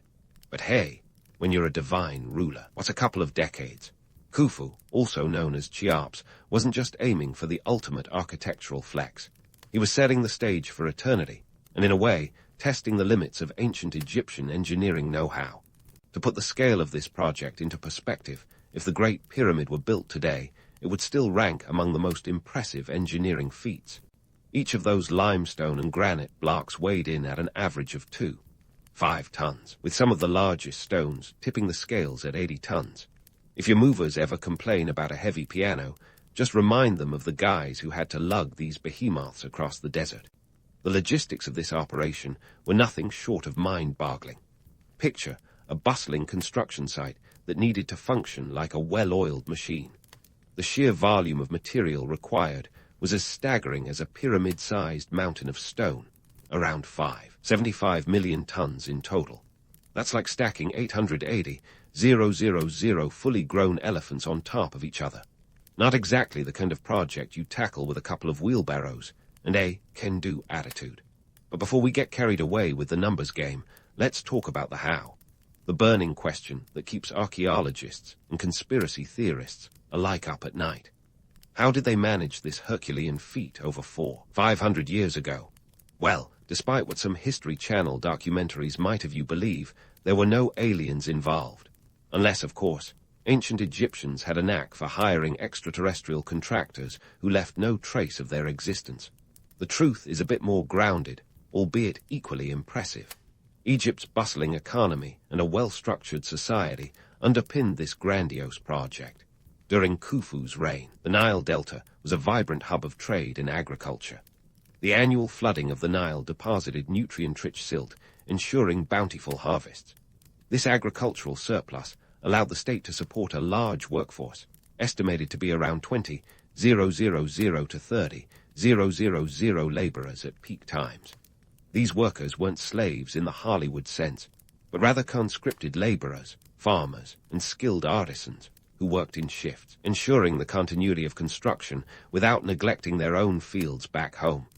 Moreover, the state provided food, shelter, and clothing to these workers, creating what could be considered one of history's first welfare systems. You could say Khufu's pyramid was not just a tomb, but a testament to the organizational prowess of ancient Egypt. The project also stimulated the economy, providing employment and fostering trade with distant lands for luxury materials and skilled labor. The scale of the pyramid and the precision of its construction have led to countless theories. From ramps and levers to counterweights and sleds, historians and engineers have proposed a variety of methods that could explain how those massive stones were moved and placed with such accuracy. And while we may never know the exact techniques used, what's clear is that the Egyptians possessed an incredible understanding of engineering principles, unmatched precision, and a determination to see the project through, regardless of the challenges. In the grand tale of the Great Pyramid, it's easy to romanticize the image of the lone genius, or in this case, a pharaoh, dreaming up grand schemes. But in reality, it was the combined effort of thousands of skilled laborers, stonemasons, architects, and yes, a bit of brute force ingenuity that brought the vision to life. The pyramid stands as a testament to what a society can achieve when it channels its resources and talents towards a common goal. It's a story of ambition, resilience, and a touch of that human tendency to build big things just because we can. So, as you lie there contemplating the mysteries of history, and perhaps the mysteries of your own life, remember that the Great Pyramid wasn't just a giant stone triangle in the desert. It was a symbol of power, an economic catalyst, and a reminder of humanity's relentless pursuit to leave a mark on the world, one giant stone block at a time. And speaking of leaving marks, let's talk about the folks who actually did the heavy lifting. Forget the Hollywood images of whips and chains. Those ancient Egyptian laborers were far from the enslaved masses you might picture. Instead, they were skilled workers, proud craftspeople, and dare I say it, the unsung heroes of pyramid construction. These individuals didn't just roll out of bed and decide to move a few multi-ton blocks for fun. They were part of a finely tuned labor force.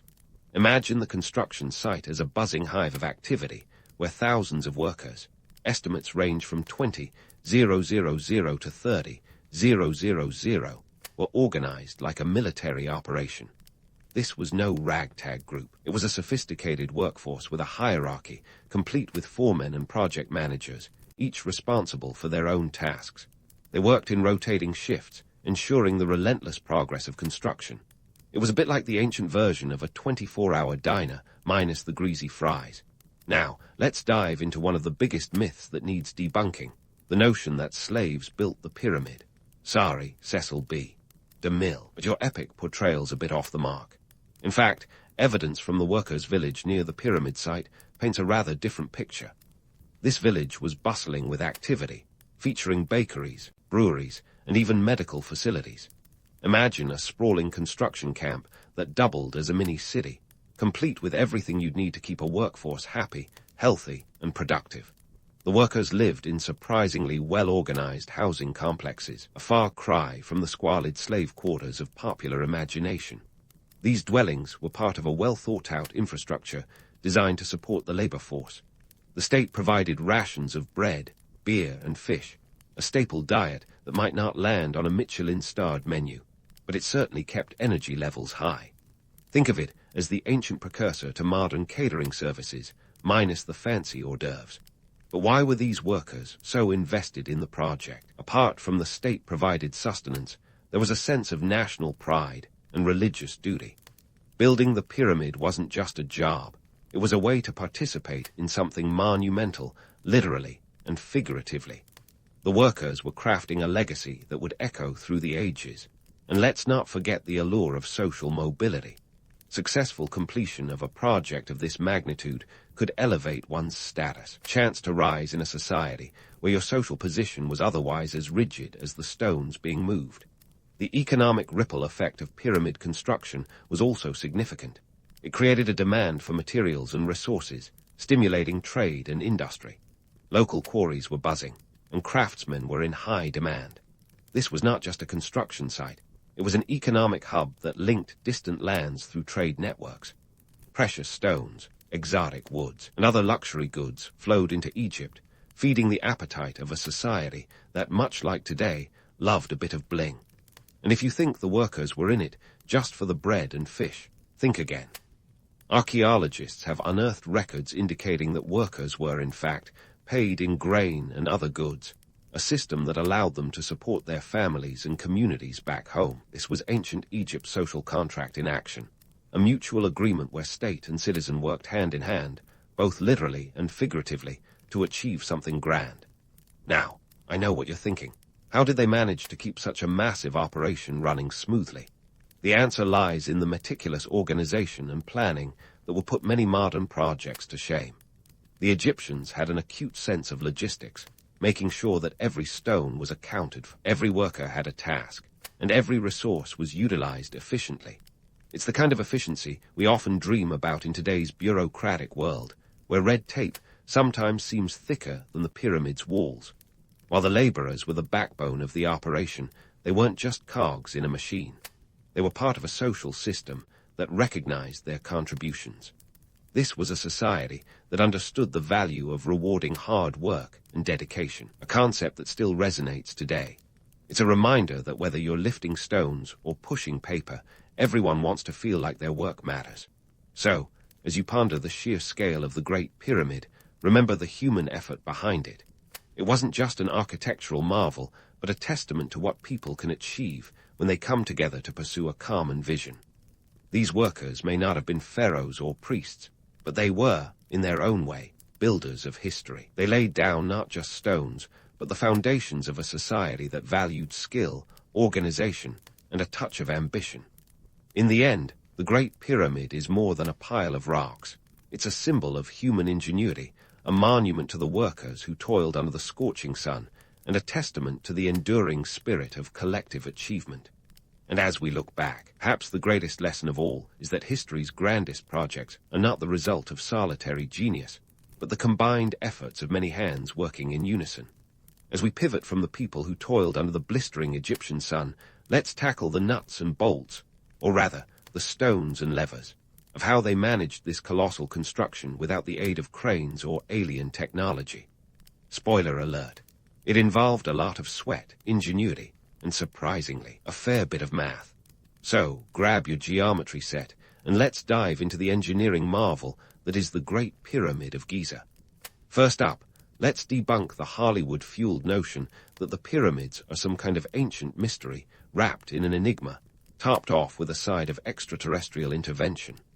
While it's tempting to imagine little green men supervising the project with laser beams, the truth is that the Egyptians had a pretty solid grasp on physics and problem solving. They didn't need Martian consultants. They had their own brains and brawn. One of the most supported theories about how the Egyptians transported those hefty limestone blocks revolves around the use of ramps. And no, these weren't your average skateboard ramps. The most plausible type was the straight-on, linear ramp stretching from the quarry to the construction site. Imagine a massive conveyor belt made of dirt, stone, and wood. This design would have required a slope gentle enough to haul those two. 5-ton blocks using sheer human muscle and possibly a few oxen for good measure. Of course, there's debate about the exact logistics. Some suggest a zigzag ramp around the pyramid's exterior, effectively spiraling up as construction progressed. This would have been less resource-intensive than a straight ramp that needed to keep growing with the pyramid's height. Then there's the theory of a circular, internal ramp that spiraled up within the pyramid structure itself. It sounds like something out of a Da Vinci sketch, but it would have allowed workers to keep stacking stones in a spiral without the whole ramp taking up half of Giza. What's remarkable is how these ramps, regardless of their ultimate form, were likely constructed using simple machines, pulleys, levers, and sleds lubricated with water to reduce friction. That's right, folks, ancient Egyptians may have been the original inventors of water-based lubrication systems, long before WD-40 was a twinkle in its inventor's eye. It's a poignant reminder that sometimes the simplest solutions are the best. And speaking of simple solutions, let's chat about the tools of the trade. Forget about power drills and laser levels. Think copper chisels, wooden mallets, and stone hammers. These tools weren't just primitive relics. They were the cutting-edge tech of their time, literally. Despite the apparent simplicity, these tools were used with incredible precision. Take the pyramid's base, for instance. Its sides are aligned to the cardinal points with an accuracy of up to 0. 67 degrees. That's like trying to align your IKEA bookshelf to the North Star without a compass. The Egyptians also had a keen understanding of geometry and measurements. They used a measurement system based on the cubit, a unit equivalent to about 3 centimeters, give or take. The pyramid's original height was about 6 meters, precisely 280 cubits, creating a perfect geometric form that has intrigued mathematicians for centuries. The Great Pyramid's dimensions are so precise that some have postulated the Egyptians had knowledge of pi, the ratio of a circle's circumference to its diameter. While that's a tantalizing thought, it's more likely they had a practical understanding of ratios and proportions that enabled them to create such a monumental structure. And in case you're wondering about the interior, the Great Pyramid isn't just a solid mass of stone. It contains chambers, passageways, and even a grand gallery that spans nearly 47 meters long and 6 meters high. It's the ancient version of a majestic hallway, although no one's quite sure what it was used for. Some say it was a ceremonial passage. Others suggest it was intended to hold the heavy stones in place. But one thing is clear. Its construction demonstrates an advanced understanding of architectural principles. So, while the romantic allure of alien architects might capture our imagination, the reality is far more grounded, and in many ways more impressive. The Great Pyramid stands as a testament to what human beings can achieve with a bit of clever planning, mathematical prowess, and a whole lot of determination. It's a reminder that while the cosmos may hold many mysteries, some of the most astonishing feats are rooted right here on Earth, in the ingenuity of human hands and minds. But before we wrap up this engineering deep dive, let's not forget the societal implications. The organization needed to execute such a project speaks volumes about the political and economic context of ancient Egypt. This wasn't just a construction project.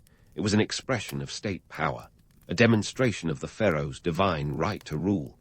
By mobilizing thousands of workers and resources, the Great Pyramid was both a religious monument and a political statement. It was a tangible representation of unity and strength, a colossal billboard for the pharaoh's legacy, crafted with precision and purpose.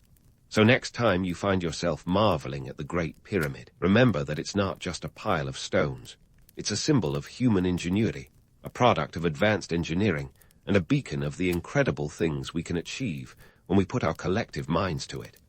And as we continue to unearth its secrets, it stands as a reminder of the depth of knowledge and skill possessed by the people of ancient Egypt. In the grand scheme of history, that's perhaps the greatest marvel of all. As we leave the intricacies of ramps and pulleys behind, prepare for the next chapter in our journey through the sands of time. We'll explore the social and cultural impacts of pyramid building, the religious significance imbued in every stone, and the way these magnificent structures continue to captivate our imagination. Stay tuned, because the Great Pyramid story has many more stones left unturned. As we pivot from the nuts and bolts of pyramid construction, let's delve into the grander scheme behind these colossal stones, a tale of politics, divinity, and the ancient Egyptian version of public relations. You see, for Khufu, the Great Pyramid wasn't just a tomb. It was a monument to his godlike status, and a stone-clad memo to everyone that he was the ultimate big boss. Now, before you roll your eyes at what you might call an ancient vanity project, consider the context. Pharaohs were not just kings, they were seen as living gods. And in a society where divine right was the name of the game, Khufu's pyramid was a way to cement his status both in this life and the next. It was the ancient equivalent of being verified on Twitter, a blue checkmark writ large in limestone. To understand the political heft of the pyramid, you need to grasp the ancient Egyptian belief system. The pharaoh was believed to be the earthly embodiment of Horus, the falcon-headed sky god. His job description: maintain Ma'at, the cosmic order, and keep the forces of chaos at bay. No pressure, right? The Great Pyramid, then, was a symbol of this cosmic order, a physical manifestation of divine harmony. Its precise alignment with the cardinal points wasn't just an architectural flex. It was a statement of the pharaoh's control over both the earthly and celestial realms. Imagine telling your subjects, "I'm so powerful, I've aligned my tomb with the stars." It's the ultimate mic drop, ancient style. But the pyramid wasn't just about celestial bragging rights. It was a powerful political tool, By undertaking such a massive project, Khufu demonstrated his ability to mobilize resources on an unprecedented scale. It was a masterstroke of governance, showcasing his organizational acumen and the centralized power of the state. It's as if he was saying, "Look at what I can do. Now, imagine what I can do for you." A subtle reminder to any would-be usurpers about who was really in charge. And let's not forget the economic ripple effects. Building the pyramid was akin to a massive public works project, stimulating the economy like a royal stimulus package. The demand for materials and labor created jobs and fostered trade networks, not to mention the boost to local industries like quarrying and transportation. It was a win-win. The pharaoh got his monument, and the economy got a shot in the arm. Of course, every good story has its myths, and the Great Pyramid is no exception. One popular legend is that the pyramid was built by slaves laboring under the sun, whipped into compliance. As juicy as this narrative might be, it's about as accurate as a tabloid headline. The truth is more nuanced, and dare I say, more impressive. As we've explored, these were skilled laborers, artisans, and conscripts working in a well-structured system. They were compensated, housed, and perhaps most importantly, valued for their contributions. Now, let's sprinkle in some primary sources to add a bit of ancient flavor to our tale. The historian Herodotus, writing centuries later, claimed that the pyramid took 20 years to complete and employed over 100,000 workers.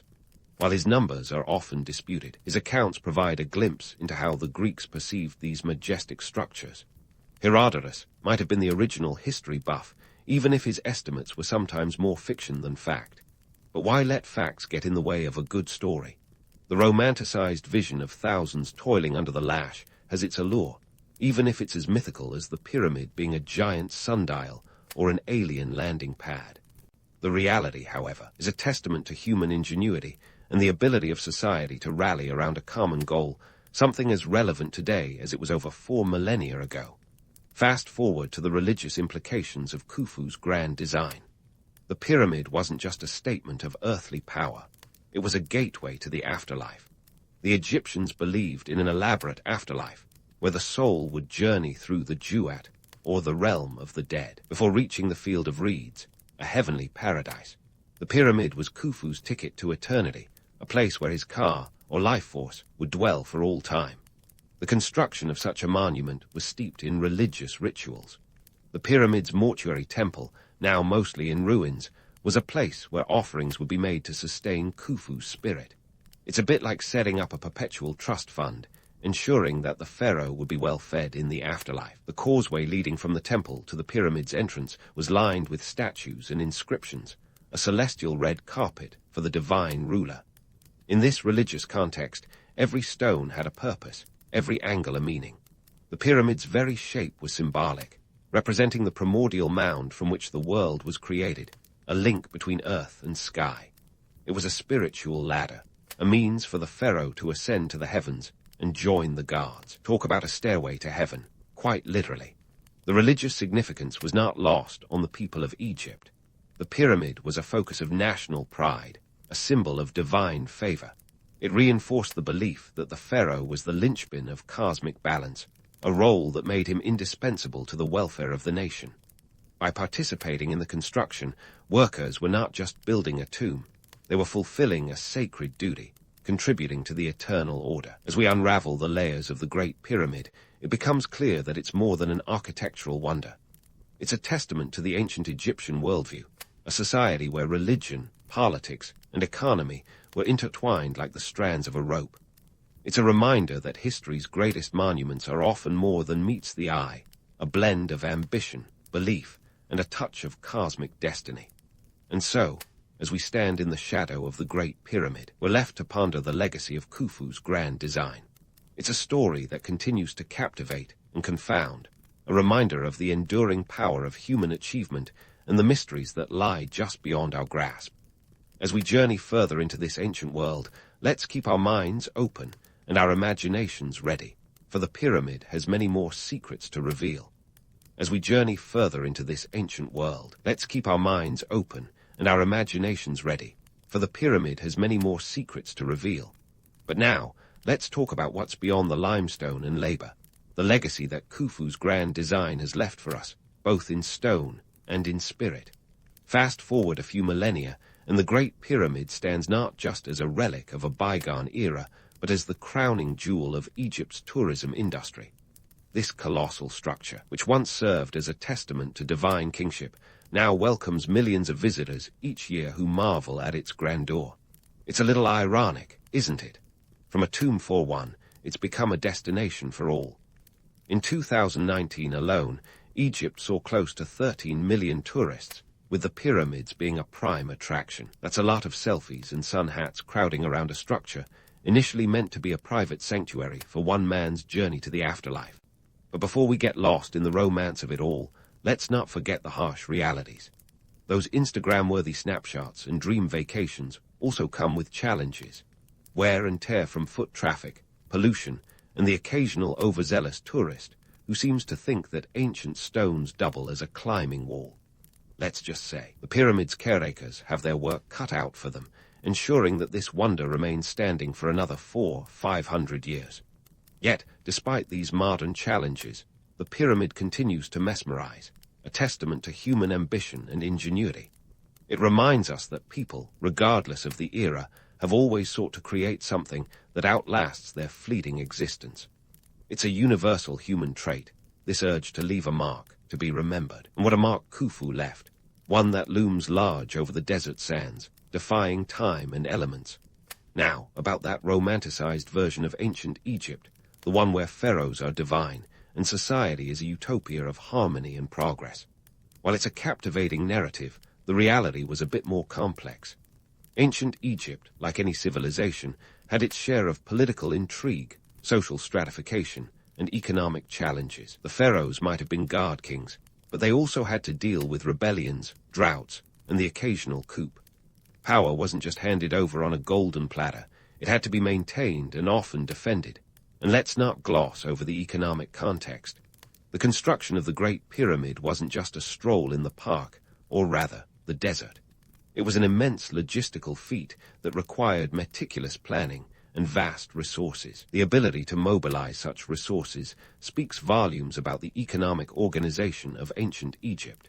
It was a society that thrived on agriculture, trade, and a complex taxation system that ensured the state could undertake such grand projects.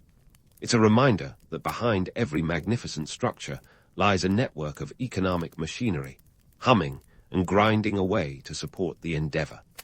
As we strip away the layers of myth, what emerges is a society that was as sophisticated as it was ambitious. The Egyptians weren't just builders, they were innovators.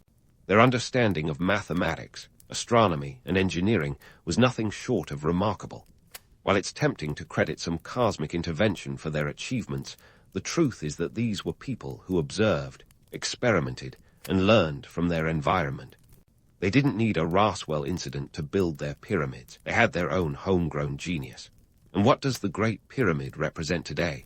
More than just a tourist hotspot, it's a symbol of human achievement, a reminder of what we can accomplish when we dare to dream big. It's a testament to the power of collective effort, to the idea that when individuals unite for a common purpose, they can create something that transcends their individual lives. In a world where we often feel small and insignificant, the pyramid stands as a beacon of potential, a stone-clad reminder that we, too, can leave our mark. So the next time you gaze upon the Great Pyramid, whether in person or in pictures, remember that it's more than just an ancient relic. It's a story of ambition, creativity, and resilience. It's a call to action for all of us to think beyond the everyday, to imagine what we might achieve if we harness our collective talents and ingenuity. Because in the end, the pyramid isn't just a monument to a pharaoh, it's a monument to humanity itself. As we wrap up this exploration into the sands of history, let's take a moment to appreciate the legacy of the Great Pyramid. It's a legacy that continues to inspire and challenge us, to remind us of the heights we can reach when we build not just with stone, but with vision and determination. The pyramid may be ancient, but its story is timeless, a testament to the enduring spirit of human endeavor. And as we look to the future, let's draw inspiration from the past, remembering that sometimes the greatest achievements are those that seem impossible at first glance. Crete, that sunny Greek island famous today for its beaches, and let's be honest, more than a few rowdy tourists, was once the cradle of a civilization so ahead of its time, they make even the most ambitious Silicon Valley startup look like finger painting. We're talking about the Minoans, folks. A civilization that rose to prominence around 2000 BCE, roughly 4,000 years ago, when most of the world was still figuring out how to not burn everything in sight. But Crete wasn't just any island. It was the Mediterranean's glittering hub, the Silk Road of the ancient world, except with more sun and fewer camels. Geographically, Crete had it all. It's like the island was tailor-made for success. Situated smack dab in the middle of the Mediterranean, it was perfectly positioned for trade, like a well-placed billboard on a busy highway. To the north was the Greek mainland, to the south lay Egypt, and if you squinted your eyes just right, you could almost see the bustling markets of the ancient Near East.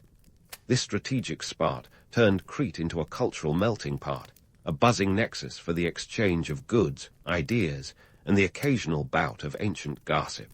The Minoans didn't just stumble into this geographical goldmine, though. They were savvy about it. Early settlers, let's call them the prehistoric real estate moguls, began establishing communities around 7000 BCE. These early Cretans knew a good thing when they saw it, and they were soon cultivating a society that would make their rocky island the envy of the ancient world. By the time the Minoans hit their stride in the Middle Bronze Age, they were the bay and say of ancient civilizations. Everyone wanted a piece of their action. Now, you can't talk about the Minoans without mentioning their palaces, and boy, did they love a good palace. These weren't just any old stone heaps. They were sprawling complexes that served as economic and political nerve centers. The piece de resistance was Knossos, a palace so grand that it could give Buckingham Palace a run for its money. Knossos wasn't just about looking good, though. It was the heart of Minoan society, a place where they conducted business, stored surplus goods, and probably threw a legendary banquet or two. But let's not get carried away with visions of ancient luxury.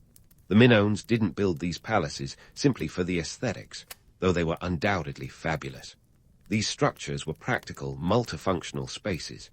Imagine a modern office, a shopping mall, and a government building all rolled into one, with a touch more fresco and a bit less bureaucracy. The palaces were administrative hubs where rulers, who might have been more akin to CEOs with a penchant for bull-leaping, managed the agricultural riches and trade networks that fueled the Minoan economy. Speaking of bull-leaping, let's pause to appreciate just how bonkers this was. The Minoans didn't just domesticate animals for food. They treated them like extreme sports equipment. Imagine a sport where you run at a bull, grab its horns, and vault over it. Risky, sure, but also an excellent way to leave an impression on your audience, or, get a Darwin Award. This was both a religious and social event, illustrating the Minoans' flair for the dramatic and their cult of the bull, which might explain the labyrinthine myths that followed them. Trade, as you might expect, was the lifeblood of the Minoan civilization. They didn't just sit on their laurels, basking in the Cretan sun. They were out there, hustling for that ancient world GDP. Minoan merchants navigated the choppy Mediterranean waters with the finesse of an Uber driver during surge pricing. They traded olive oil, wine, and the most luxurious of fabrics, wool and linen, across the seas, acquiring precious metals, ivory, and exotic goods in return. This trade network wasn't just about material wealth. It was a conduit for the cultural exchange that made Crete a vibrant, cosmopolitan society. Despite their clear penchant for luxury and spectacle, the Minoans weren't all about the flash. Their society was surprisingly egalitarian by ancient standards. While most of the ancient world was busy figuring out how to oppress half its population, the Minoans were including women in their religious and possibly political life. Women held prominent roles in religious rituals, which might explain why Minoan frescoes often depict women in positions of power.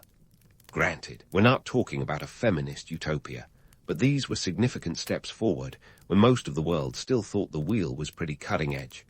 So there you have it, Crete, the bustling hub of the ancient Mediterranean, where the Minoans turned a rocky island into a center of trade, culture, and influence.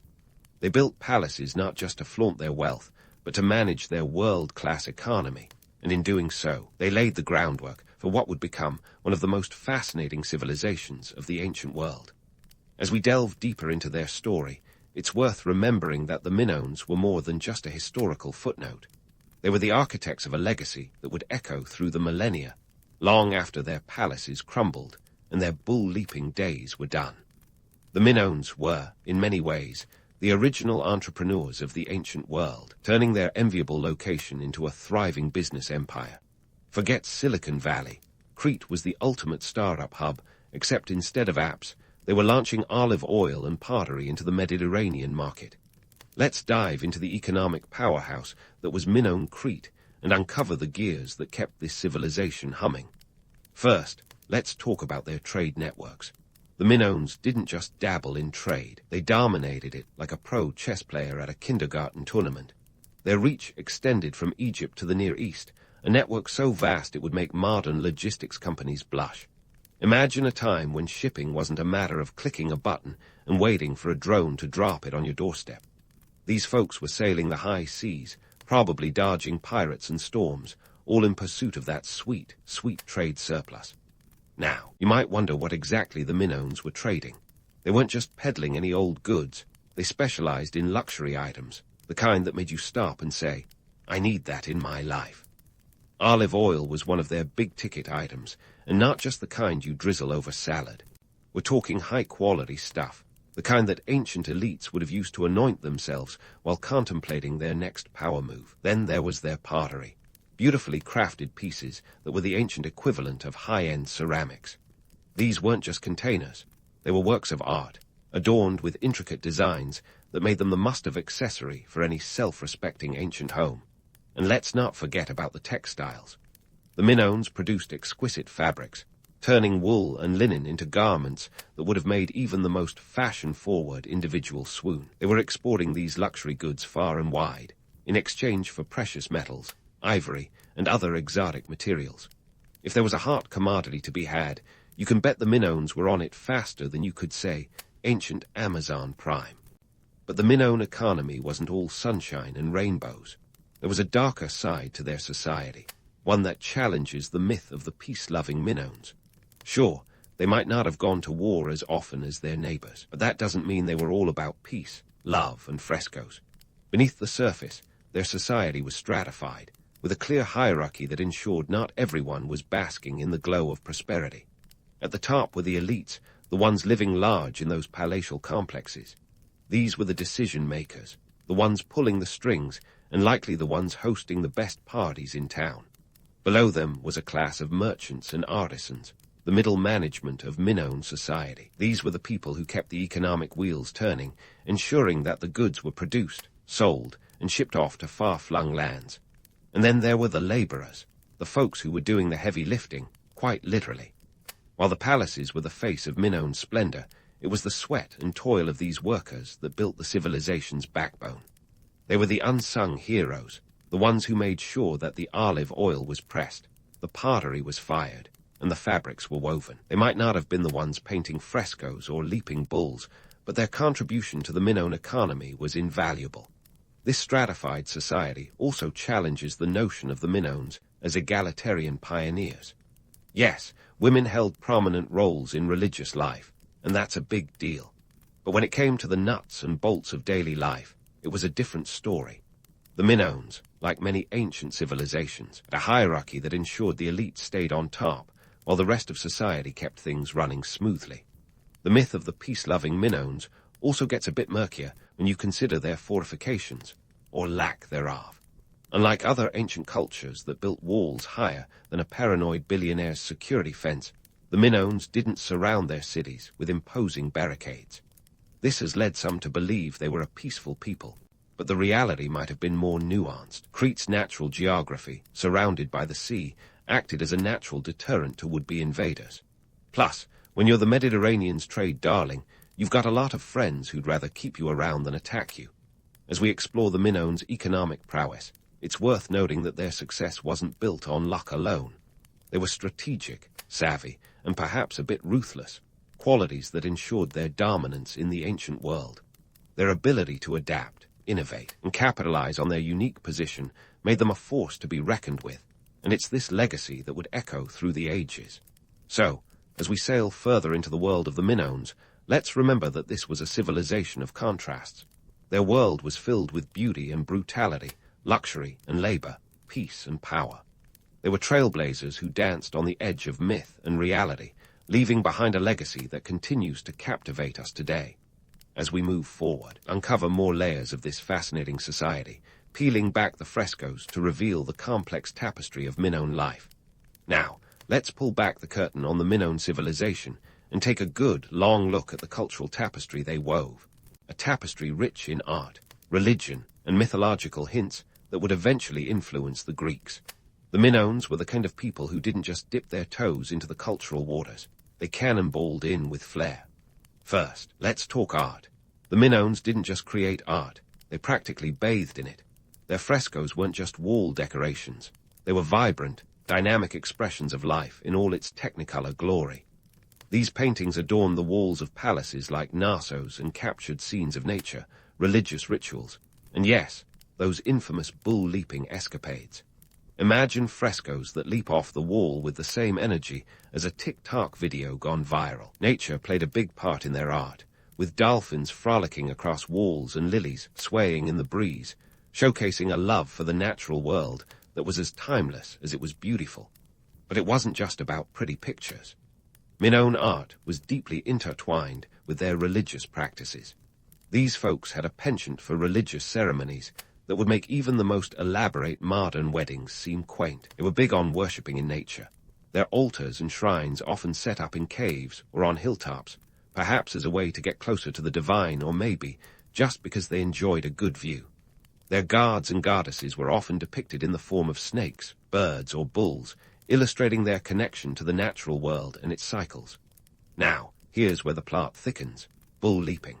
This wasn't just an ancient precursor to the rodeo. It was a full-blown religious spectacle. Picture this. Athletes. Yes, athletes. Dashing towards a charging bull, grabbing its horns, and vaulting over its back. It's the kind of event that would make any insurance adjuster break out in hives. These ceremonies were likely linked to religious rites or fertility rituals, symbolizing the cycle of life and death, and perhaps the triumph of humanity over nature. Or maybe it was just a good way to show off your athletic prowess and not get gored in the process. And speaking of religious oddities, let's not forget the mystery wrapped in an enigma that is the linear script. This undeciphered script, used by the Minoans from around 1800 to 1450 BCE, is the linguistic equivalent of a locked diary. Historians have been trying to crack it for decades, and while they've managed to identify some symbols, the complete translation remains as elusive as the Loch Ness Monster. Linear was primarily used for record-keeping, which means it could hold keys to understanding the economic and religious life of the Minoans. For now, though, it's a tantalizing puzzle that keeps historians awake at night, dreaming of the day when its secrets will finally be revealed. Let's not gloss over the fact that the Minoans had a flair for fashion that would make any modern-day influencer green with envy. Both men and women embraced their inner fashionistas, donning garments that were not just functional but fabulously chic. Men often wore kilts or loincloths, which, let's be honest, would probably be quite a hit at any modern summer festival. Women sported colorful, layered skirts and blouses with open bodices that showcased their wares, literally. This wasn't just about making a statement. It was also about social status and identity, showing off your place in the world with a splash of color and style. But why did these cultural elements matter? Well, they weren't just expressions of creativity. They were the glue that held Minoan society together. Art and religion were intertwined with the political and economic life of Crete. Frescoes in palaces like Knossos served not only as decoration, but as propaganda, reinforcing the power and divine favor of the ruling elite. The religious ceremonies, with their theatrical flair, brought communities together, creating a shared sense of identity and purpose. And fashion, well, it was a way for individuals to express their status and identity in a stratified society. Now, let's debunk a few myths while we're at it. The romantic notion of the Minoans as purely peace-loving, art-adoring people is a bit idealistic. Yes, they were peaceful compared to their sword-swinging neighbors, but they weren't strangers to conflict. Their art and religion, while beautiful, were also tools of control, reinforcing social hierarchies and power dynamics. And those bull-leaping ceremonies, They were as much about showcasing the power and prestige of the ruling class as they were about religious devotion. To sum it up, the Minoans were a complex society where art, religion, and fashion weren't just hobbies. They were integral parts of the social fabric. Their contributions laid the groundwork for future civilizations, influencing Greek mythology and artistic traditions. As we continue our journey into the Minoan world, let's remember that this civilization wasn't just a footnote in history. They were innovators who danced on the edge of myth and reality, leaving a legacy that continues to inspire and captivate us today. And while we're not done exploring yet, it's clear that the Minoans were masters of their own story, weaving a tapestry that continues to intrigue and mystify. Now, with all those layers of Minoan life peeled back like a particularly complex onion, let's address the elephant, or rather, the volcano, in the room. The myth of the Minoan civilization's downfall being solely the work of a volcanic eruption. Picture it, the island of Thera, now known as Santorini, circa 1600 BCE, blowing its top in one of the most cataclysmic volcanic events in human history. This eruption was the ancient world's version of a mic drop, but instead of leaving a lasting impression, it left behind a cloud of ash and a heap of misconceptions.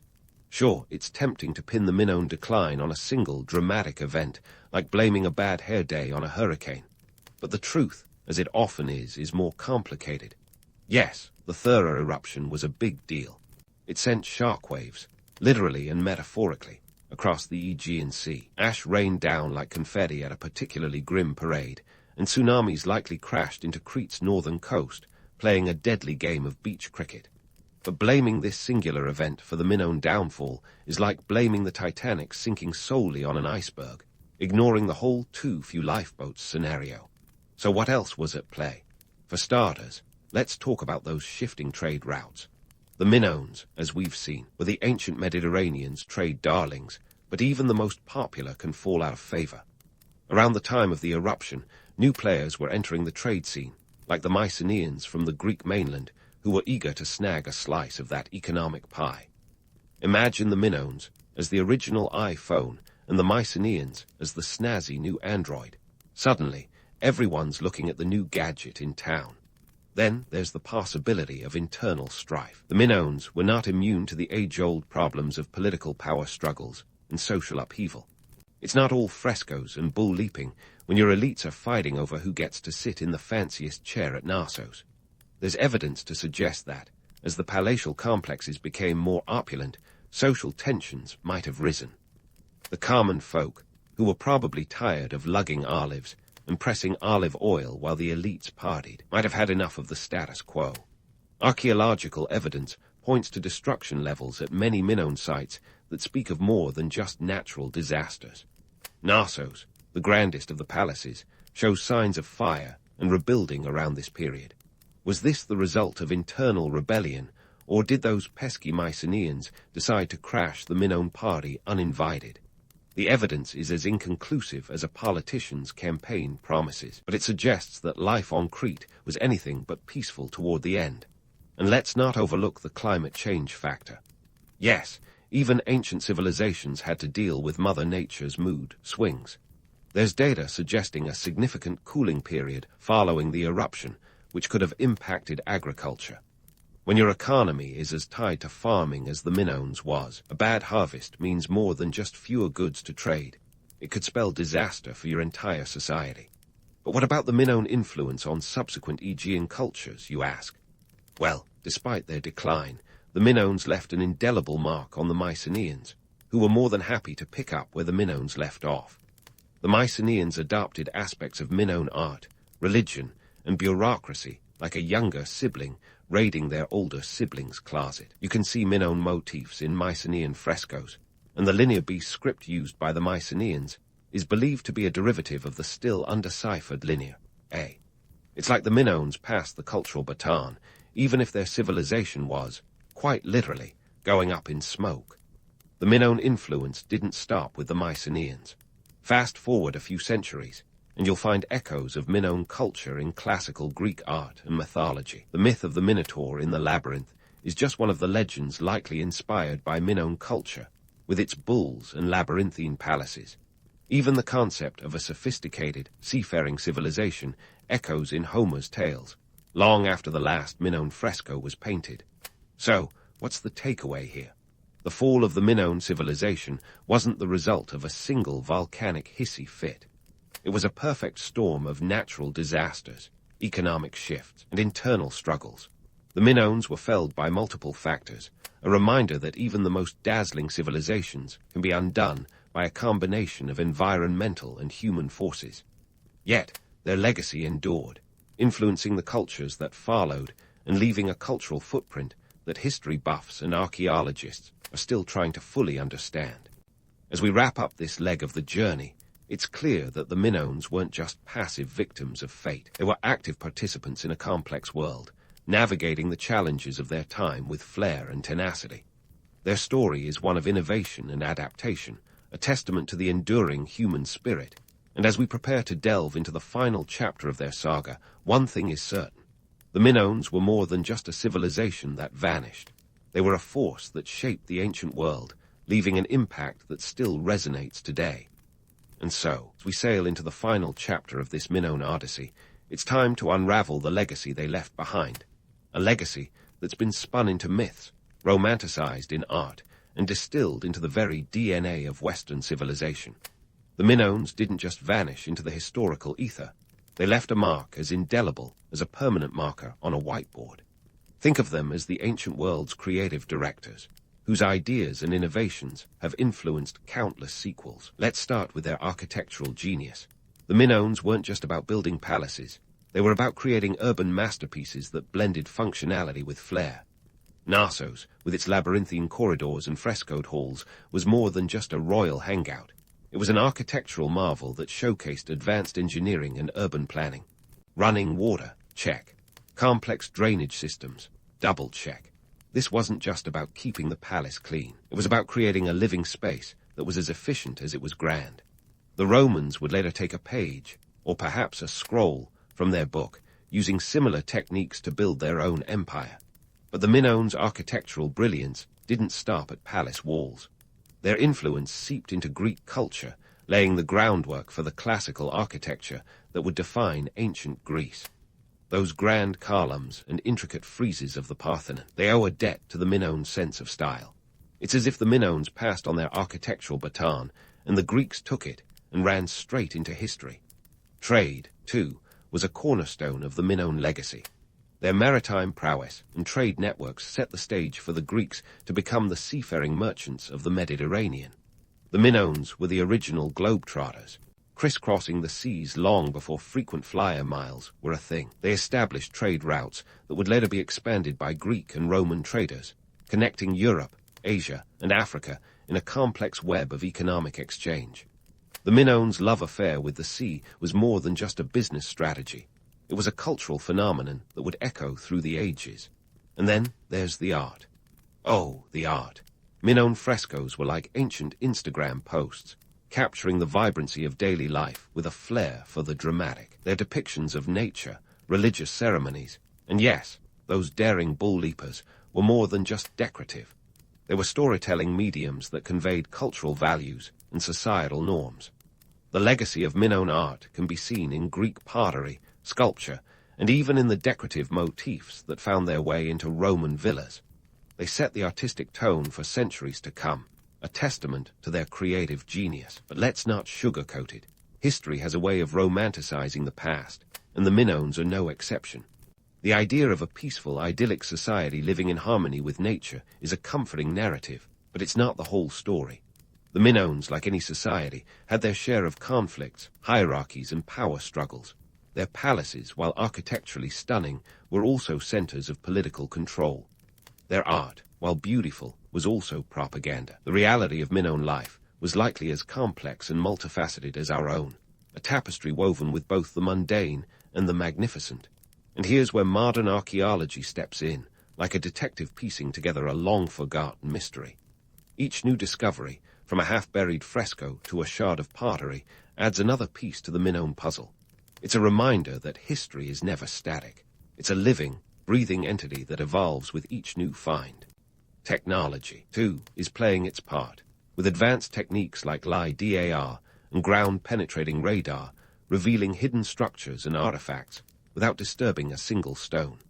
It's like peeling back the layers of an ancient onion, each layer offering a fresh insight into a civilization that still captivates us today. As we wrap up this whirlwind tour of Minoan history, it's clear that their story is far from over. The Minoans may have vanished from the historical stage, but their influence is woven into the very fabric of Western civilization. They were innovators and dreamers, artists and architects, traders and trendsetters. Their legacy is a testament to the enduring power of human creativity and resilience, a reminder that even the most ancient of civilizations can leave a lasting impression. So, the next time you wander through a museum and admire a piece of ancient art, or stroll through a city inspired by classical architecture, take a moment to thank the Minoans. They were the original architects of a legacy that continues to shape our world, their stories echoing through the corridors of time, as vibrant and alive as the frescoes they left behind. And while we may never fully unravel all the mysteries of their civilization, one thing is certain. The Minoans were more than just a footnote in history. They were a force of nature, a civilization whose legacy will continue to inspire and intrigue for generations to come. Born into the world in 1729 as Sophie of Anhalt-Zerbst, Catherine the Great's early years were about as glamorous as a damp sark. This wasn't the glittery, vodka-fueled Russian court of your fantasies. It was a small principality in Germany, a place so minor it probably didn't even make it onto most maps. You'd need a magnifying glass and a lot of patience to find it. But even in this obscure corner of the Holy Roman Empire, Sophie was destined for something more than just the local apple strudel competition. Her father, Prince Christian August of Anhalt-Zerbst, was a general in the Prussian army, and about as exciting as his title suggests. Her mother, Johanna Elizabeth of Holstein-Gardorp, had ambitions the size of Siberia. Like many mothers of the era, Johanna believed her daughter's purpose in life was to marry well and elevate the family's status. Forget love and romance. This was 18th century Europe, where a successful marriage was more about strategic allegiances than candlelit dinners. And so, Sophie found herself betrothed to the future Tsar Peter Roman III of Russia, a man whose idea of fun was playing with toy soldiers well into adulthood. We'll get to his quirks soon enough. But first, let's talk about the Herculean task Sophie faced. Transforming herself into a suitable Russian bride. This wasn't just a matter of learning a few Russian phrases and pretending to like borscht. No, Sophie had to convert from Lutheranism to Russian Orthodoxy, a move as dramatic as switching from heavy metal to classical overnight. She was baptized into her new faith and given a new name, Catherine. Goodbye, Sophie. Hello, Catherine. It was a classic case of reinventing oneself, 18th century style. Catherine's entry into the Russian court was like stepping onto a different planet. The climate was as chilly as the political atmosphere. Russia in the mid-18th century was a sprawling empire ruled by Empress Elizabeth, Peter the Great's formidable daughter. And the Russian court, it was a place where intrigue and backstabbing were as common as drinking tea. In fact, if you weren't plotting something, you were probably doing it wrong. Catherine quickly learned that survival required more than just a pretty smile and a well-placed curtsy. She immersed herself in Russian culture, reading everything she could get her hands on, from Voltaire to Russian history. She even made an effort to embrace the language, which, let's be honest, is no picnic. Russian isn't exactly known for its gentle cadences and simple conjugations. But Catherine was nothing if not determined. Her husband, Peter, on the other hand, was less interested in ruling an empire and more interested in playing with his tin soldiers. Imagine, if you will, a man-child sitting on the throne, more concerned with military games than state affairs. Peter idolized Frederick the Great of Prussia, to the point where he preferred speaking German over Russian. Not exactly the best way to endear yourself to the Russian nobility or the people you're supposed to rule. The marriage between Catherine and Peter was, unsurprisingly, less than blissful. They were as mismatched as a pair of socks from different laundry loads. While Catherine was busy charming the court and learning the ropes of Russian politics, Peter was busy alienating just about everyone. His reign, which mercifully lasted only 6 months, was marked by ill-advised policies and a general disregard for Russian interests. Let's just say he wasn't exactly winning any popularity contests. But let's not get ahead of ourselves. Before Peter's short-lived rule, Catherine had other hurdles to jump. Russia's economy in the 18th century was a beast of its own. The empire was vast, stretching from the edges of Europe to the icy reaches of Siberia. Managing such a massive expanse required more than just luck. It required a keen understanding of economics and logistics. Serfdom was still the backbone of the Russian economy, with millions of peasants tied to the land like it was a never-ending game of Monopoly, where you're always losing. The nobility, on the other hand, lived in opulent splendor, their wealth and privilege starkly contrasting the peasants' plight. Catherine, with her sharp intellect and insatiable curiosity, took it all in. She saw the inequalities and the inefficiencies, and she knew that if she ever got the chance, she'd do things differently. Her time would come, but for now, she played the game, navigating the treacherous waters of court life with grace and cunning. Catherine's rise to power was not just a story of personal ambition, but also a reflection of the shifting sands of Russian politics. The country was in a state of flux, grappling with the legacy of Peter the Great's reforms and the challenges of maintaining a vast empire. The Russian court was a hotbed of intrigue, with factions vying for influence and power. It was a place where loyalty was often just a matter of convenience, and alliances could change as quickly as the Russian weather. Despite the challenges and the cultural adjustments, Catherine's transformation from a minor German princess to the future Empress of Russia was nothing short of remarkable. She was a woman of vision and determination, qualities that would serve her well in the years to come.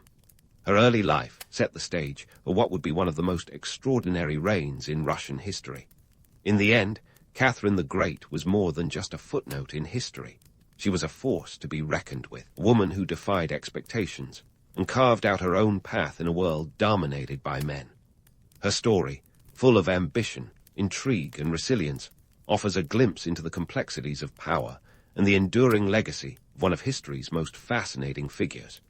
And just like that, Catherine was poised on the edge of a historical precipice, ready to leap into the annals of power with a coup that was as much about savvy networking as it was about seizing opportunity. Forget dragons and medieval castles. This was 1762 Russia, a land where political maneuvering was more about whispered conversations in candlelit rooms than dramatic sword fights. Catherine was about to pull off a coup d'etat that would make Machiavelli proud, if he wasn't too busy rolling his eyes at the sheer audacity of it all. Peter Roman III, her husband, was proving to be less of a Tsar and more of a liability. His 6-month reign was like a bad season of a long-running TV show, disappointing and quickly cancelled. Peter's policies were bafflingly pro-Prussian, a not-so-subtle nod to his idol, Frederick the Great. Peter even made the decision to withdraw Russia from the 7 Years' War, undoing years of progress with the diplomatic finesse of a bull in a china shop. This was not a move that endeared him to the Russian military, who had gotten used to Russia's growing influence on the European stage. Catherine, however, had no intention of standing by while her husband fumbled the reins of power. She was already building a formidable network of allies who had as much faith in Peter's abilities as you would in a chocolate teapot. Among her co-conspirators were key military officers, disillusioned nobles, and her lover, Grigory Orlov, a charismatic Russian officer with a nose for trouble and a penchant for drama. Orlov and his brothers were instrumental in rallying the troops, quite literally, around Catherine's cause. You could say the Orlov brothers were the original band of brothers, but with more intrigue and fewer commercial breaks. The coup itself was less of a bloodbath and more of a strategic chess move. On July 9, 1762, in a move that was equal parts bold and calculated, Catherine made her way to the Semenovsky barracks in St. Petersburg. There, she donned a military uniform and rallied the troops with a speech that was part rousing call to arms, part get it together pep talk. The soldiers, already disgruntled with Peter's antics, declared their loyalty to her. It was the kind of scene that would make the most stoic of generals crack a grin. Meanwhile, back at the palace, Peter was having one of those days where nothing quite goes right.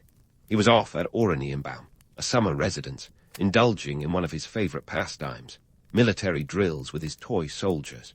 It was as if he was blissfully unaware of the political storm brewing around him. When news of Catherine's coup reached him, he was caught like a deer in headlights. unsure of which way to run. Peter's response was, predictably, a mix of panic and indecision. He attempted to flee to the fortress of Kronstadt, a naval base that he assumed would offer refuge. But the garrison there, like everyone else, had already switched their allegiance to Catherine. It was a classic case of the door hitting you on the way out, quite literally. With no other options, Peter was forced to abdicate on July 10, 1762, a mere day after Catherine's rallying cry. What happened next was less about palace intrigue and more about the harsh realities of power. Peter was imprisoned, and within a week was dead under mysterious circumstances. Officially, it was reported as a hemorrhoidal colic, but let's be honest, nobody was buying that. The more likely scenario involved foul play, an unfortunate end for a man who was more toy soldier than Tsar. Catherine, now firmly in control, wasted no time in securing her position. She understood that ruling Russia required more than mere titles. It demanded action and reform. Her first order of business was to re-establish Russia's position on the European stage. The country's economy was still heavily reliant on serfdom, but Catherine had grand visions of modernization, inspired in part by the Enlightenment ideals she had absorbed during her voracious reading sessions. The Russian court, meanwhile, was abuzz with gossip. Who was this woman who had dared to topple a Tsar? Was she a power-hungry usurper or a savior for a country in need of direction? The truth, as always, was somewhere in between. Catherine was a master of image, carefully curating her public persona while ensuring that the real work of governance was carried out with precision. Her ascension wasn't just a tale of palace intrigue.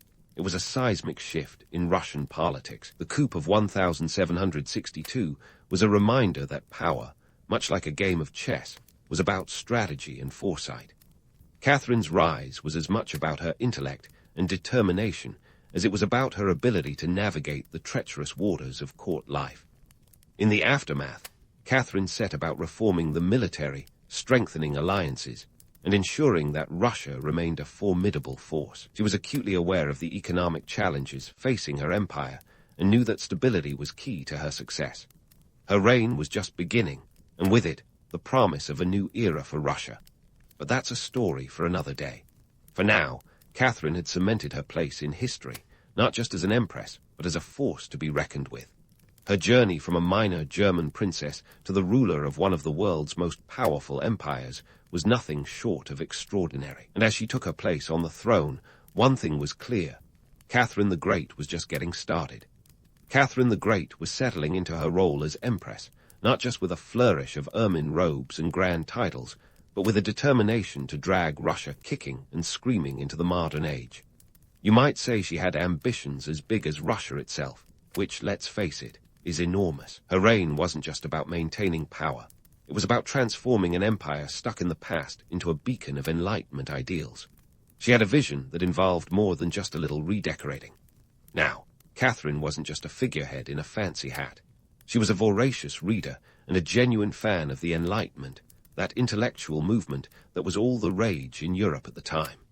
Picture her, if you will, poring over the works of Voltaire and Diderot, two of the Enlightenment's brightest stars. These weren't just light bedtime reads. We're talking about dense philosophical treatises that could make even the most dedicated scholar reach for a glass of something strong. Catherine wasn't just reading these guys. She was writing to them too. Her correspondence with Voltaire was like an 18th century version of a celebrity Twitter exchange, minus the hashtags and emojis. Voltaire, ever the charmer, dubbed her the Star of the North, which sounds like something from a fantasy novel, but was meant as a compliment. She soaked it up, of course, because who doesn't love a flattering nickname?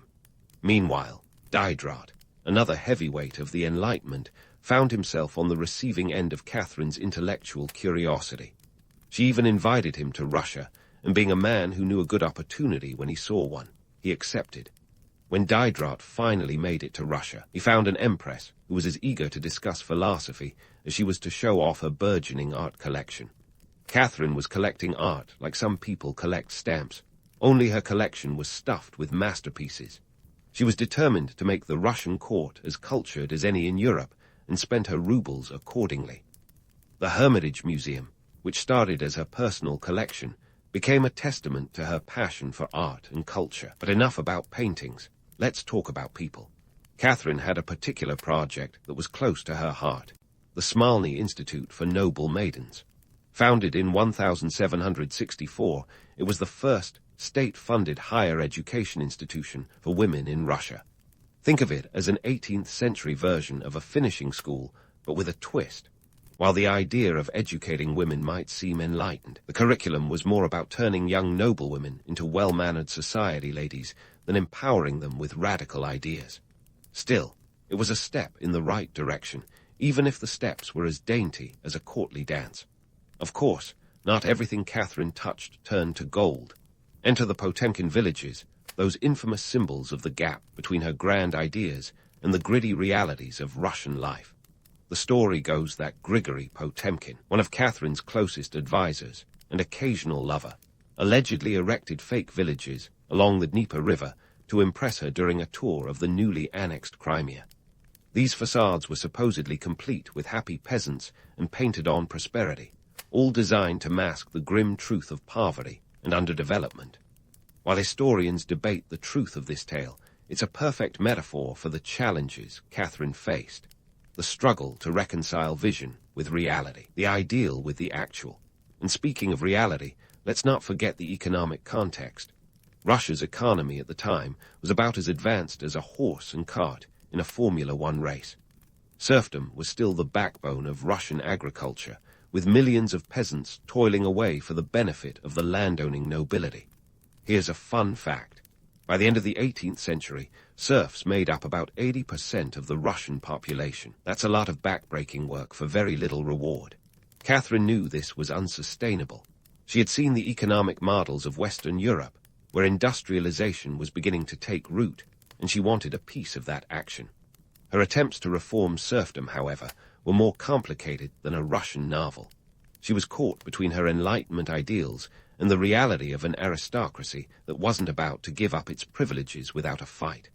So, despite her best intentions, serfdom remained firmly entrenched in Russian society, a thorn in the side of progress.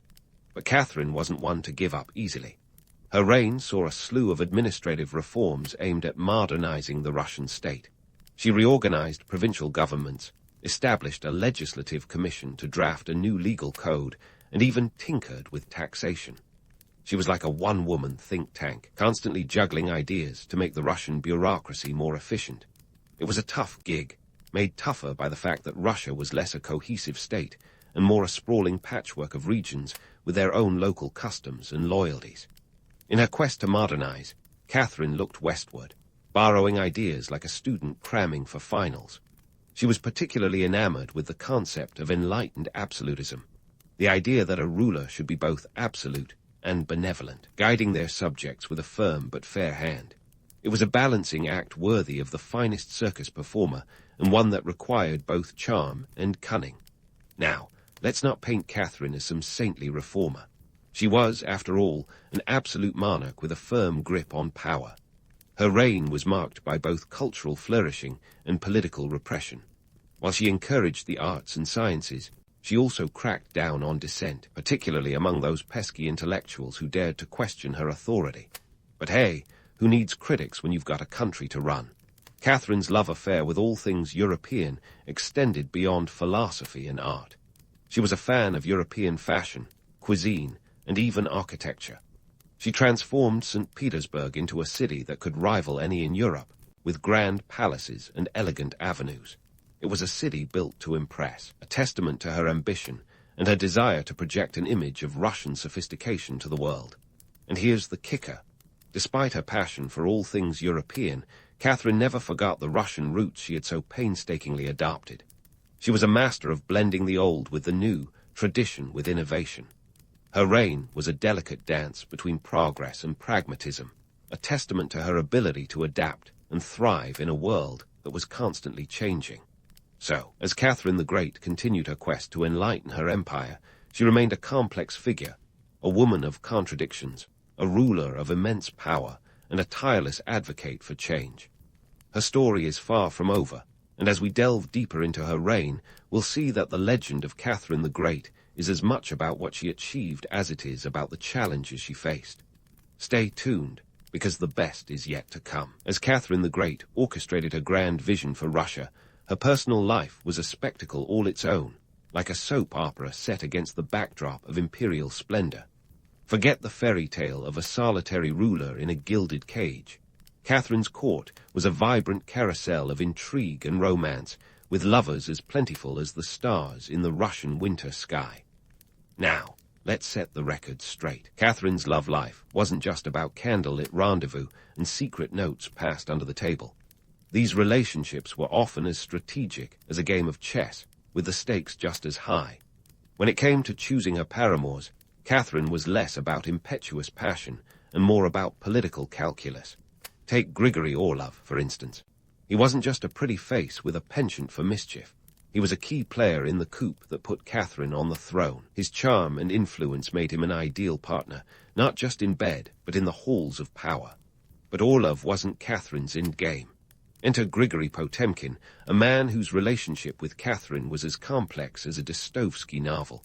Potemkin was more than just another lover. He was a confidant, a collaborator, and some say, the love of her life. Together, they were like a dynamic duo of the Russian court, plotting territorial expansions over dinner and discussing state affairs with the intimacy of old friends. Their partnership was so deep that some historians speculate they may have even married in secret, a tantalizing idea, though proof remains as elusive as a Siberian tiger. Their bond was as much about intellect as it was about affection. Potemkin was a visionary, much like Catherine herself, and he played a crucial role in the annexation of Crimea in 1783. This move wasn't just about adding a new piece to the Russian puzzle. It was a strategic masterstroke in the geopolitical chess game with the Ottoman Empire. Crimea wasn't some vacation hotspot back then. It was a key to controlling the Black Sea, a critical naval and trade route. The annexation added a whopping 27,000 square miles to Russian territory, a landmass as big as modern-day Belgium, and shifted the balance of power in Eastern Europe. Catherine and Potemkin's relationship was a testament to the fact that love and politics were often intertwined in the corridors of power. Their correspondence, filled with tender endearments and political strategy, reads like a blend of romance novel and statecraft manual. But let's not kid ourselves. These relationships were also about securing alliances within the court. Catherine knew that a good lover could also be a good ally, someone who would stand by her in the tumultuous world of imperial politics. Of course, the palace was a hotbed of rumors and scandal, where whispers traveled faster than a Moscow winter chill. Catherine's numerous lovers were fodder for gossip, the kind that could make even the most jaded courtiers blush. But she was a master at navigating this minefield, skillfully using her personal relationships to fortify her political position. Her ability to maintain control over her image, despite the swirling rumors, was nothing short of remarkable. And let's not forget the economic implications of her relationships. Being a lover of the Empress wasn't just a matter of romance. It often came with perks that were the envy of the court. Titles, lands, and wealth flowed to those in Catherine's favor, a practice that kept her allies loyal and her rivals at bay. The stakes were high, and everyone knew that falling out of favor could mean a swift return to obscurity, or worse. In her later years, Catherine's focus shifted increasingly to territorial expansion. The annexation of Crimea was just one piece of her grand strategy to bolster Russia's influence. The Russian Empire was a colossal entity, stretching over 8 million square miles by the end of her reign, and Catherine was determined to make her mark on it. Her eyes were set on the south, where the Ottoman Empire loomed as both a threat and an opportunity. In 1768, Russia entered a war with the Ottomans that would last 6 years and ultimately enhance Russia's standing on the international stage. The Treaty of Kusuk-Kainaka in 1774 was a diplomatic triumph for Catherine, securing Russian access to the Black Sea and positioning her as a protector of Orthodox Christians in the empire, a move that cleverly intertwined religious and political strategy. Yet, the reality of expansion was not all glory and parades. These campaigns were expensive, draining the treasury and putting pressure on the Russian economy. Wars were costly affairs, and while territorial gains were impressive, they came with the burden of integrating new lands and peoples into the empire. The strains were felt most acutely by the Russian peasantry, who bore the brunt of increased taxation to fund these endeavors. Catherine's ambitions were vast, but they came with a hefty price tag, a fact that did not go unnoticed by her critics. As she grew older, Catherine's legacy became a topic of much speculation. Would her reign be remembered for its cultural achievements or its political maneuvers? The answer, as always, lay somewhere in the middle. She was an empress who embraced the ideals of the Enlightenment while wielding power with an iron fist. Her love affairs added a human dimension to her story, reminding us that even the most powerful rulers were not immune to the complexities of the heart. Catherine's story is a tapestry of ambition, passion, and power, a saga that continues to captivate historians and romantics alike. Her life was a balancing act between personal desires and imperial duties, a dance that she performed with remarkable skill. As we look back on her reign, we see a woman who defied the conventions of her time, a ruler who left an indelible mark on Russia and the world. But the tale of Catherine the Great is far from over. Her later years were marked by new challenges and triumphs as she continued to shape the destiny of her vast empire. The story of her reign is a reminder that history is not just a series of dates and events, but a complex web of human experiences and aspirations. Stay tuned, because the next chapter promises even more intrigue and adventure. Catherine the Great's legacy is a bit like Russian nesting dolls. Peel back one layer, and there are more surprises inside. As she aged, Catherine's reign, like all good soap operas, ramped up the drama and intrigue.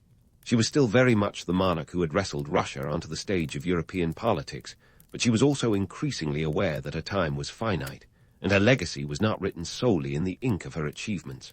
First, let's tackle the myths.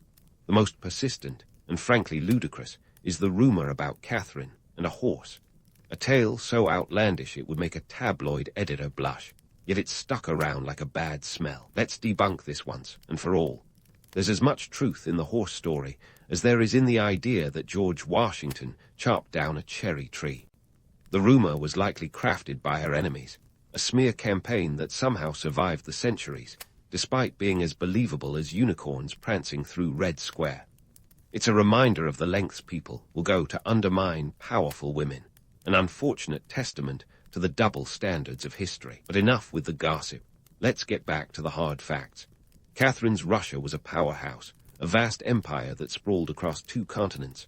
By the end of her reign, the Russian Empire covered a staggering 6 million square miles, making it the largest country in the world. Her foreign policy was aggressive yet shrewd, with her deft handling of diplomacy and warcraft securing Russian dominance in Eastern Europe.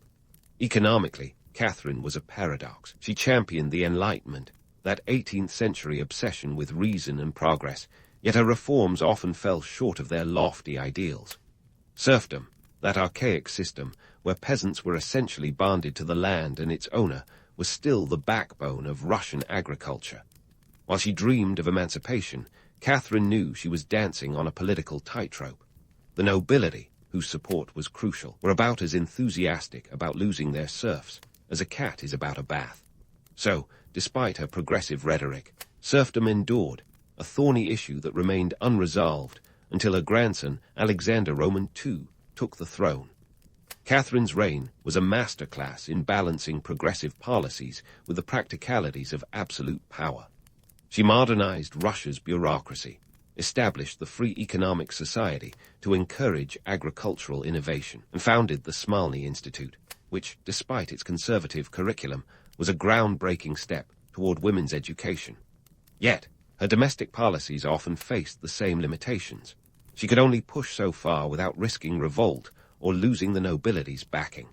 Her legislative commission of 1767 was a noble effort to codify Russian law, drawing inspiration from Montesquieu and Beccaria. The document she produced, the Nakaz, was a manifesto of Enlightenment principles, promoting equality and justice. Yet, the commission itself floundered, hamstrung by the sheer diversity and complexity of the Russian Empire, where local customs and laws varied as much as the climate.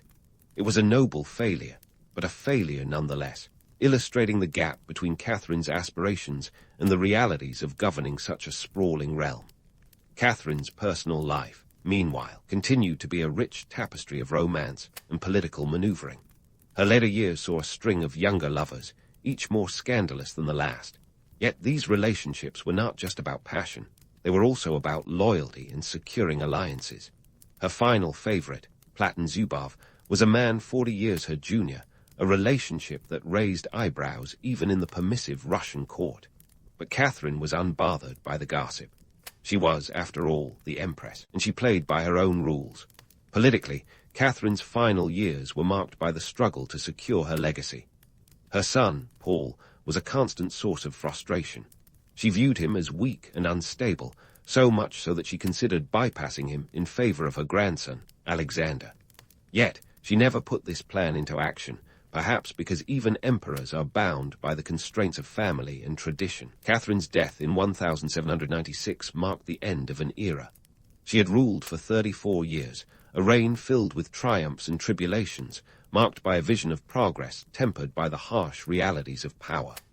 Her impact on Russia was profound, transforming it into a major European power, yet her failures, particularly regarding serfdom, lingered like a ghost haunting the empire. In the end, Catherine the Great was both a product of her time and a force beyond it.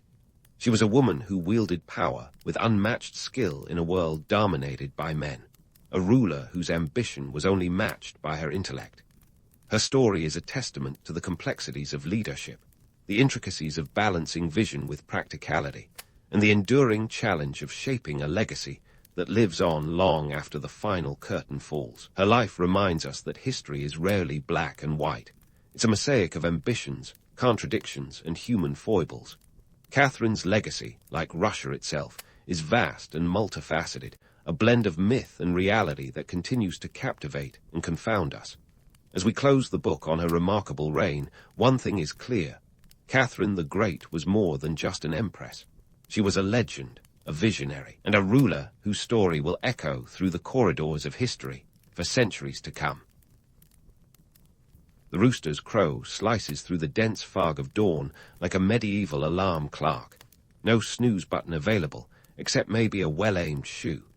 You're up before the sun, the salty tang of the sea air already creeping into your nostrils as you swing your legs out of bed and plant your bare feet on the cold, dirt floor. Welcome to your life as a 14th century fisherman, where you're more likely to be wrestling with a net than a midlife crisis. The economic pulse of your village dances to the rhythm of the waves. Fishing's not just a job, it's the lifeblood. In these times, fish are more than just a culinary delight. They're practically medieval multivitamins. Scurvy is a lurking menace, and with the nearest citrus crop about as accessible as the moon, fish fill the nutritional void quite nicely. They're your ticket to avoiding the dreaded gum rot and skin lesions. So no pressure, but the health of your village might just be hanging on your fishing prowess. As you shuffle towards the shore, you might be pondering how fish became the medieval version of gold bullion. Well, it wasn't just your village relying on the bounty of the sea. Across Europe, fish were shipped as far as trade routes could stretch. Think of them as the original globalization commodity. Salted, smoked, or dried, fish made it to markets in places like London and Paris, even reaching the German Hanseatic League. Talk about a fish out of water. Your village, perched on the coast, is a hub of activity. The market here is a bustling center of trade, where fishmongers haggle more fiercely than a modern-day Black Friday shopper. Let's not romanticize it too much, though. Picture the pungent smell of fish mingling with the earthy scent of the market, a fragrant slap in the face to start your day. The market is the medieval stock exchange, and fish are the blue-chip stocks. Prices fluctuate based on supply, demand, and how much the local lord decides to squeeze out in taxes. Ah, taxes. The medieval version of death and, well, taxes. Every fish hauled in is subject to the lord's levy. Consider it the original catch and release program, only in this case, it's your money being released into the lord's coffers.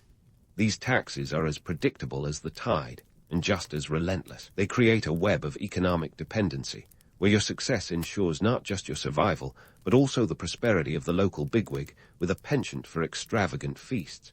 Speaking of extravagance, let's debunk a little myth about medieval life. The idea of the noble savage living off the land in harmony with nature. Yeah, not so much. Fishing is hard, often brutal work. Your hands are calloused from the ropes. Your back is a map of knots from hours spent bent over the day's catch. And let's not even get started on the weather. The sea is as capricious as a court jester, and just as likely to leave you wet and miserable. As you prepare your gear, you might reflect on the labyrinthine trade routes that have transformed fish into a medieval staple. These routes are the arteries of commerce, stretching from the North Sea to the Mediterranean.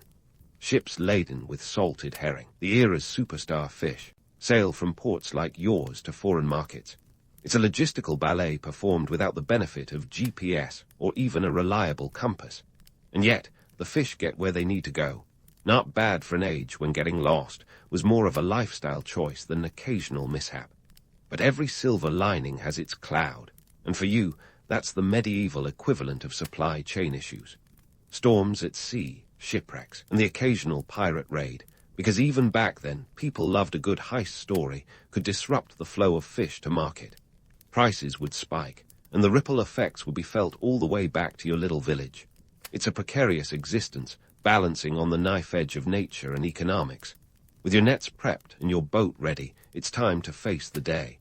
The sea is your workplace, your provider, and sometimes your adversary. As you row out, think about this.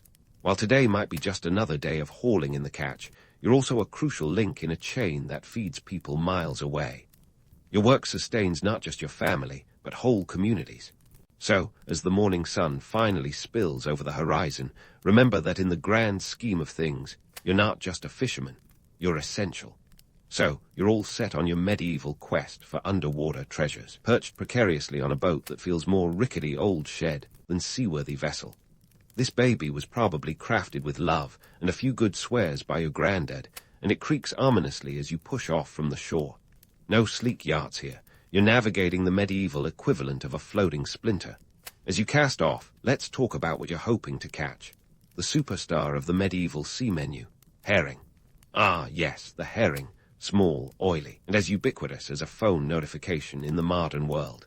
In the 14th century, these little guys were swimming in such abundance in the North Sea, you might have mistaken them for a silver carpet shimmering beneath the waves. They're so popular they're practically swimming into your nets, and for good reason. Herring are versatile. You can salt them, smoke them, or pickle them. Think of them as the medieval equivalent of comfort food, minus the heartburn. Then there's cod, the heavyweight champion of the fishing world. Cod was like the protein bar of the Middle Ages, loaded with the good stuff to keep you from collapsing in the fields or on the battlefield. Salted cod, in particular, was a staple because it could be stored for ages, essentially the medieval pantry staple. Just imagine a world without refrigeration, and suddenly, dried fish becomes the hero of your dinner table. Now, let's get into the nitty-gritty of how you're snagging these slippery fellows. Forget high-tech rods and reels. This is line fishing, medieval style. Your line is made of hemp or flax, strong enough to reel in a good-sized fish, but also prone to snapping at the worst possible moment. It's a test of patience and skill, like playing a frustratingly glitchy video game with no save points. But hey, at least it's environmentally friendly. Then there's net casting, which is somehow both an art and a comedy show. These nets, often made from linen or hemp, are as tricky as they are heavy. You've got to cast them just right, or you'll end up with a soggy mess and a boatload of nothing. Picture this. You swing the net over your head, launch it with all the grace of a catapult, and pray it lands where the fish are actually swimming. Spoiler alert, they're usually not. Of course, while you're busy trying to outwit fish, there are plenty of tales to distract and entertain you. The sea isn't just a body of water, it's a cauldron of myth and legend. Mariners' tales abound, featuring sea monsters that could make Godzilla look like a pet goldfish. Take the kraken, for instance, a legendary beast said to drag whole ships to their watery doom with tentacles the size of tree trunks. The truth? Well, those sightings were likely the result of a particularly vivid imagination and a lack of sleep. But who doesn't love a good monster story? Yet, the real dangers are far less cinematic and much grubbier. The weather in these parts is about as predictable as a toddler on a sugar rush. 1 minute you're basking in sunshine, the next you're in the middle of a squall, desperately bailing water out of your boat with whatever's handy, maybe even your shoe. And speaking of your boat, let's just say it's not winning any awards for buoyancy. Leaky boats are practically a rite of passage for medieval fishermen, and you'll spend as much time patching them up as you do fishing. So here you are, battling the elements and trying not to become an impromptu swimming lesson. But amidst the chaos, there's a moment of zen. As your boat rocks gently on the waves, the vastness of the sea stretches out before you, an endless horizon that reminds you of your place in the world. It's humbling, really, to think that this daily grind is part of the grand tapestry of history. You're not just a small speck on a big ocean. You're a crucial thread in the fabric of the medieval economy. And while you're busy contemplating your existence, or perhaps just cursing that last elusive fish, remember this. Every card you catch, every herring you haul in, is part of a larger story. It's a story of survival, trade, and the relentless human spirit that drives us to conquer the unknown, whether that's the depths of the sea or the depths of our own potential. But don't get too carried away with philosophical musings. The day is still young, and there's a lot more line to cast and nets to wrangle. You've only scratched the surface of this aquatic adventure, with plenty more maritime marvels to explore in the chapters ahead. So keep those hands steady, your eyes on the horizon, and your sense of humor intact. After all, who said history had to be dry? And just like that, it's time to steer your creaky vessel back to shore, hopefully with a respectable haul of fish flopping about, their scales glinting in the midday sun. You've danced the maritime tango with the sea, and now it's time to see if all that hard work translates into cold, hard cash, or at least something you can eat. Now, let's talk about the medieval miracle of fish preservation. In a world sans refrigeration, keeping your catch fresh is no small feat. Enter salt, the medieval MVP. Salt wasn't just a seasoning, it was a lifeline. Herring and cod were often packed in layers upon layers of the stuff, a process that could take days. Ever heard of the phrase, worth its salt? Well, that's because this grainy gold was indispensable. In fact, cities like Lüneburg built their entire economy on trading this precious mineral. The cost, about 100 pounds of salt, could set you back roughly 5 shillings, a decent chunk of change when the average labourer might earn only a couple of pennies a day. But wait, there's more. Smoking fish was another preservation technique, transforming your humble catch into a smoky delicacy. Imagine a medieval smoked herring, its savoury aroma wafting through the air like a siren call to the hungry masses.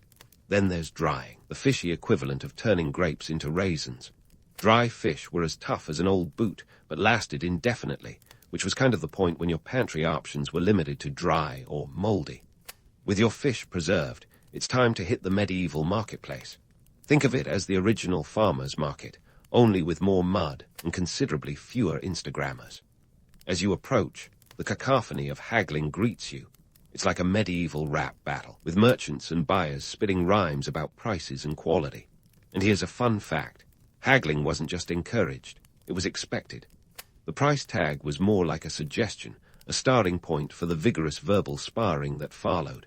The marketplace isn't just a place to trade, it's a social hub, a vibrant tapestry of humanity in all its grubby glory. Here, you might trade a basket of card for a few yards of wool or a jug of ale. Bartering is the name of the game, and you've got to be as sharp as a knight's sword to get the best deal. Coins are sparse, but when they do change hands, they're a curious mix of currencies. You might see English pennies, Flemish groats, or even Florentine florins, each with its own value and exchange rate, causing a headache worthy of a medieval accountant. Now, let's not forget the economic powerhouse that was fish. This wasn't just food, it was a commodity, a medieval stock that could make or break fortunes. A single barrel of salted herring might fetch enough to feed your family for months. And if you were lucky enough to land a particularly hefty catch, you might even dabble in exporting, sending your goods along the trade routes to far-off lands where fish was practically worth its weight in silver. That's right, silver. The fish trade was a serious business, with its own set of risks and rewards, not unlike the roller coaster of today's stock market. But before you start dreaming of rolling in riches, remember that taxes are always lurking in the wings, ready to take a bite out of your earnings. The local lord demands his due, and his tax collectors are as relentless as a swarm of locusts. They'll take their cut in fish, coin, or goods, leaving you with just enough to scrape by, if you're lucky. It's a reality check, a reminder that in the medieval world, the feudal system ensured that wealth flowed upwards, not down. As you navigate this bustling bazaar, it's clear that the marketplace is more than just a place to buy and sell. It's where stories are exchanged, alliances are forged, and grudges are nursed. You might hear tales of distant lands, learn the latest village gossip, or even catch wind of a new fishing technique. Information is as valuable as gold here, and a savvy fisherman knows that to succeed, you need to keep your ear to the ground and your wits about you. Of course, it's not all business and bartering. The market is a sensory overload. The clamor of voices, the riot of colors from dyed fabrics, and the tantalizing smells of roasted meats and freshly baked bread. It's a feast for the senses, a chaotic celebration of life that reminds you, even in the grind of daily survival, there's room for joy and connection. So, as you pack up your remaining fish and head home, pockets a little heavier and spirits a bit higher, take a moment to appreciate the intricate ballet of medieval commerce you've just been part of. It's a dance as old as time, one that will continue long after you've hung up your nets for good.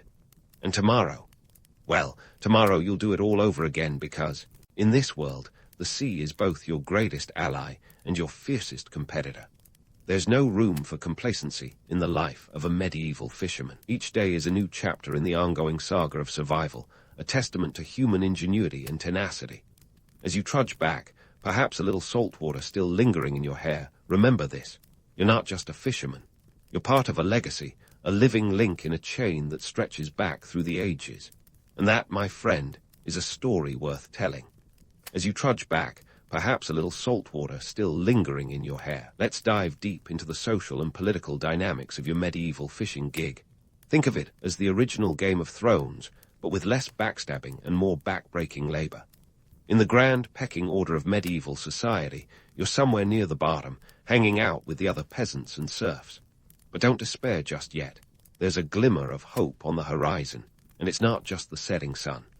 Life, as a medieval fisherman, isn't exactly luxurious, but it's not all doom and gloom either. Sure, you're technically a peasant, but unlike your landlocked brethren scraping by on subsistence farming, you've got the sea's bounty at your disposal. This little edge puts you in a unique spot, a rung above the dirt farmers, even if you're still well below the local lord in the social hierarchy. And here's the kicker. If you play your cards right, the sea might just be your ticket to the medieval version of upward mobility. Now, let's talk about why fishing could be your golden ticket. See, in an era where land ownership is the ultimate power play, the ability to trade in a universally demanded commodity like fish offers a rare opportunity. If you manage to amass enough wealth from your maritime endeavors, you might buy your way into the merchant class. And in some extraordinary cases, enterprising fishermen have even risen to the level of local leaders or minor nobility. Imagine that. A fisherman turned lord, trading in his nets for a shiny new title. It's like winning the medieval lottery without even buying a ticket. But as with any good story, there's a catch, literally and figuratively. Navigating the social ladder is a bit like fishing itself, unpredictable, risky, and often infuriating. You've got to contend with the whims of nature and the ever-watchful eye of authority. Speaking of which, let's dive into the murky waters of medieval fishing regulations. Because, surprise, surprise, the government had its hooks in your business even back then. Fishing regulations were as varied as the fish in the sea, and breaking them could be a real pain in the, well, you get the idea. Different regions had different rules, often dictated by the local lord or even the crown itself. These rules could cover everything from where you could fish to the types of nets you were allowed to use. And if you think modern bureaucracy is bad, just wait until you hear what happened when you ran afoul of medieval law. Let's say you accidentally fished in a restricted area or used a net with a mesh size that didn't meet the local standards. What's the worst that could happen? Well, you might be slapped with a hefty fine, one that could wipe out your profits faster than a marauding Viking at a village fair. In some places, fines could reach up to several shillings, a small fortune when you consider that a skilled laborer might earn just 6 to 8 pence a week. But fines were just the tip of the iceberg. If the local authorities were feeling particularly vindictive, or if you were a repeat offender, you might find yourself in the stocks. Ah, the stocks, the medieval equivalent of a public shaming on social media, only with more rotten vegetables involved. Imagine being locked in a wooden contraption in the village square, forced to endure the jeers and taunts of your neighbors, plus the occasional tomato to the face. It's a lesson in humility, and a reminder that the rule of law, however arbitrary, is not to be trifled with. Yet, despite the risks, fishing regulations played a crucial role in medieval society. They helped manage resources, ensuring that fish stocks weren't depleted by overzealous fishermen. It's an early form of conservation, even if it was more about protecting the Lord's interests than the environment. And while the rules could be restrictive, they also created a sense of order, a necessary framework in a world where chaos was often just a storm away. So here you are, caught between the capricious sea and the equally capricious whims of authority. It's a balancing act, a constant negotiation between survival and ambition. And through it all, dream of social mobility dangles like a carrot on a stick, or perhaps a particularly juicy herring on a line. But let's not get too carried away with dreams of grandeur. While the potential for upward mobility is real, the path is fraught with challenges. For every fisherman who makes it big, countless others toil away in obscurity, their dreams as elusive as the fish they seek to catch. It's a tale as old as time, a reminder that while the sea offers boundless possibilities, it also demands respect and resilience. As the day draws to a close, and you find yourself back on solid ground, take a moment to ponder the social and political forces that shape your world. It's a world of contrasts, where the promise of prosperity is always shadowed by the specter of hardship. Yet in this relentless ebb and flow, there's a certain poetry, a reminder of the enduring human spirit and the timeless quest for something more. Tomorrow, the cycle begins in. The sea will call, the rules will bind, and the dream, however distant, will continue to inspire. Because in the end, whether you're hauling in fish or chasing a brighter future, the journey is just as important as the destination. And that, dear friend, is a story worth telling. The journey is just as important as the destination, my friend, so as the sun dips below the horizon, you're heading home with a catch that would make any medieval housewife grin like a Cheshire cat, or at least a cat who's just spotted a plump mouse. It's time to trade your sea legs for a seat at the supper table, where the evening meal is less Michelin star and more let's see what's edible.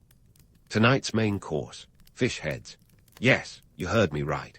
Those bony, beady-eyed leftovers that modern diners might recoil from were prized in the Middle Ages. Think of them as the medieval version of nose-to-tail dining. Why let any part go to waste when every morsel counts? A simmering pot of fish head stew, rich with the gelatinous goodness from the heads, was considered a delicacy. It's the medieval equivalent of chicken soup, comforting, nutritious, and let's face it, a bit of an acquired taste. But as you savor, or at least stomach, your fish head dinner, let's debunk the notion of the self-sufficient fisherman, a lone wolf conquering the sea and living off the land. Romantic, right? Not quite. In reality, a medieval fisherman was more like the original team player. You see, survival wasn't a solo sport. It was a community affair. You relied on your neighbors for everything from repairing nets to sharing the latest weather gossip, which, let's be honest, was about as reliable as a medieval weather vane in a tornado. Community wasn't just a nice-to-have. It was a necessity. Disease and poverty weren't just lurking threats. They were the air you breathed. Life expectancy was the equivalent of a mid-season finale, often cut short by diseases like dysentery or the bubonic plague, which swept through villages like a grim reaper on a sugar high. Infant mortality was heartbreakingly high, with about 1 in 3 children dying before the age of 5. This harsh reality forged tight-knit communities where every member's survival was intertwined. Now, let's dive into the economics of it all. A fisherman's earnings were as unpredictable as a cat on a hot tin roof, subject to the whims of nature and market demand. If you were lucky, a good catch might earn you a few pence, enough for a new pair of shoes or a few pints of ale. But more often than not, you were bartering your fish for essentials like bread or firewood.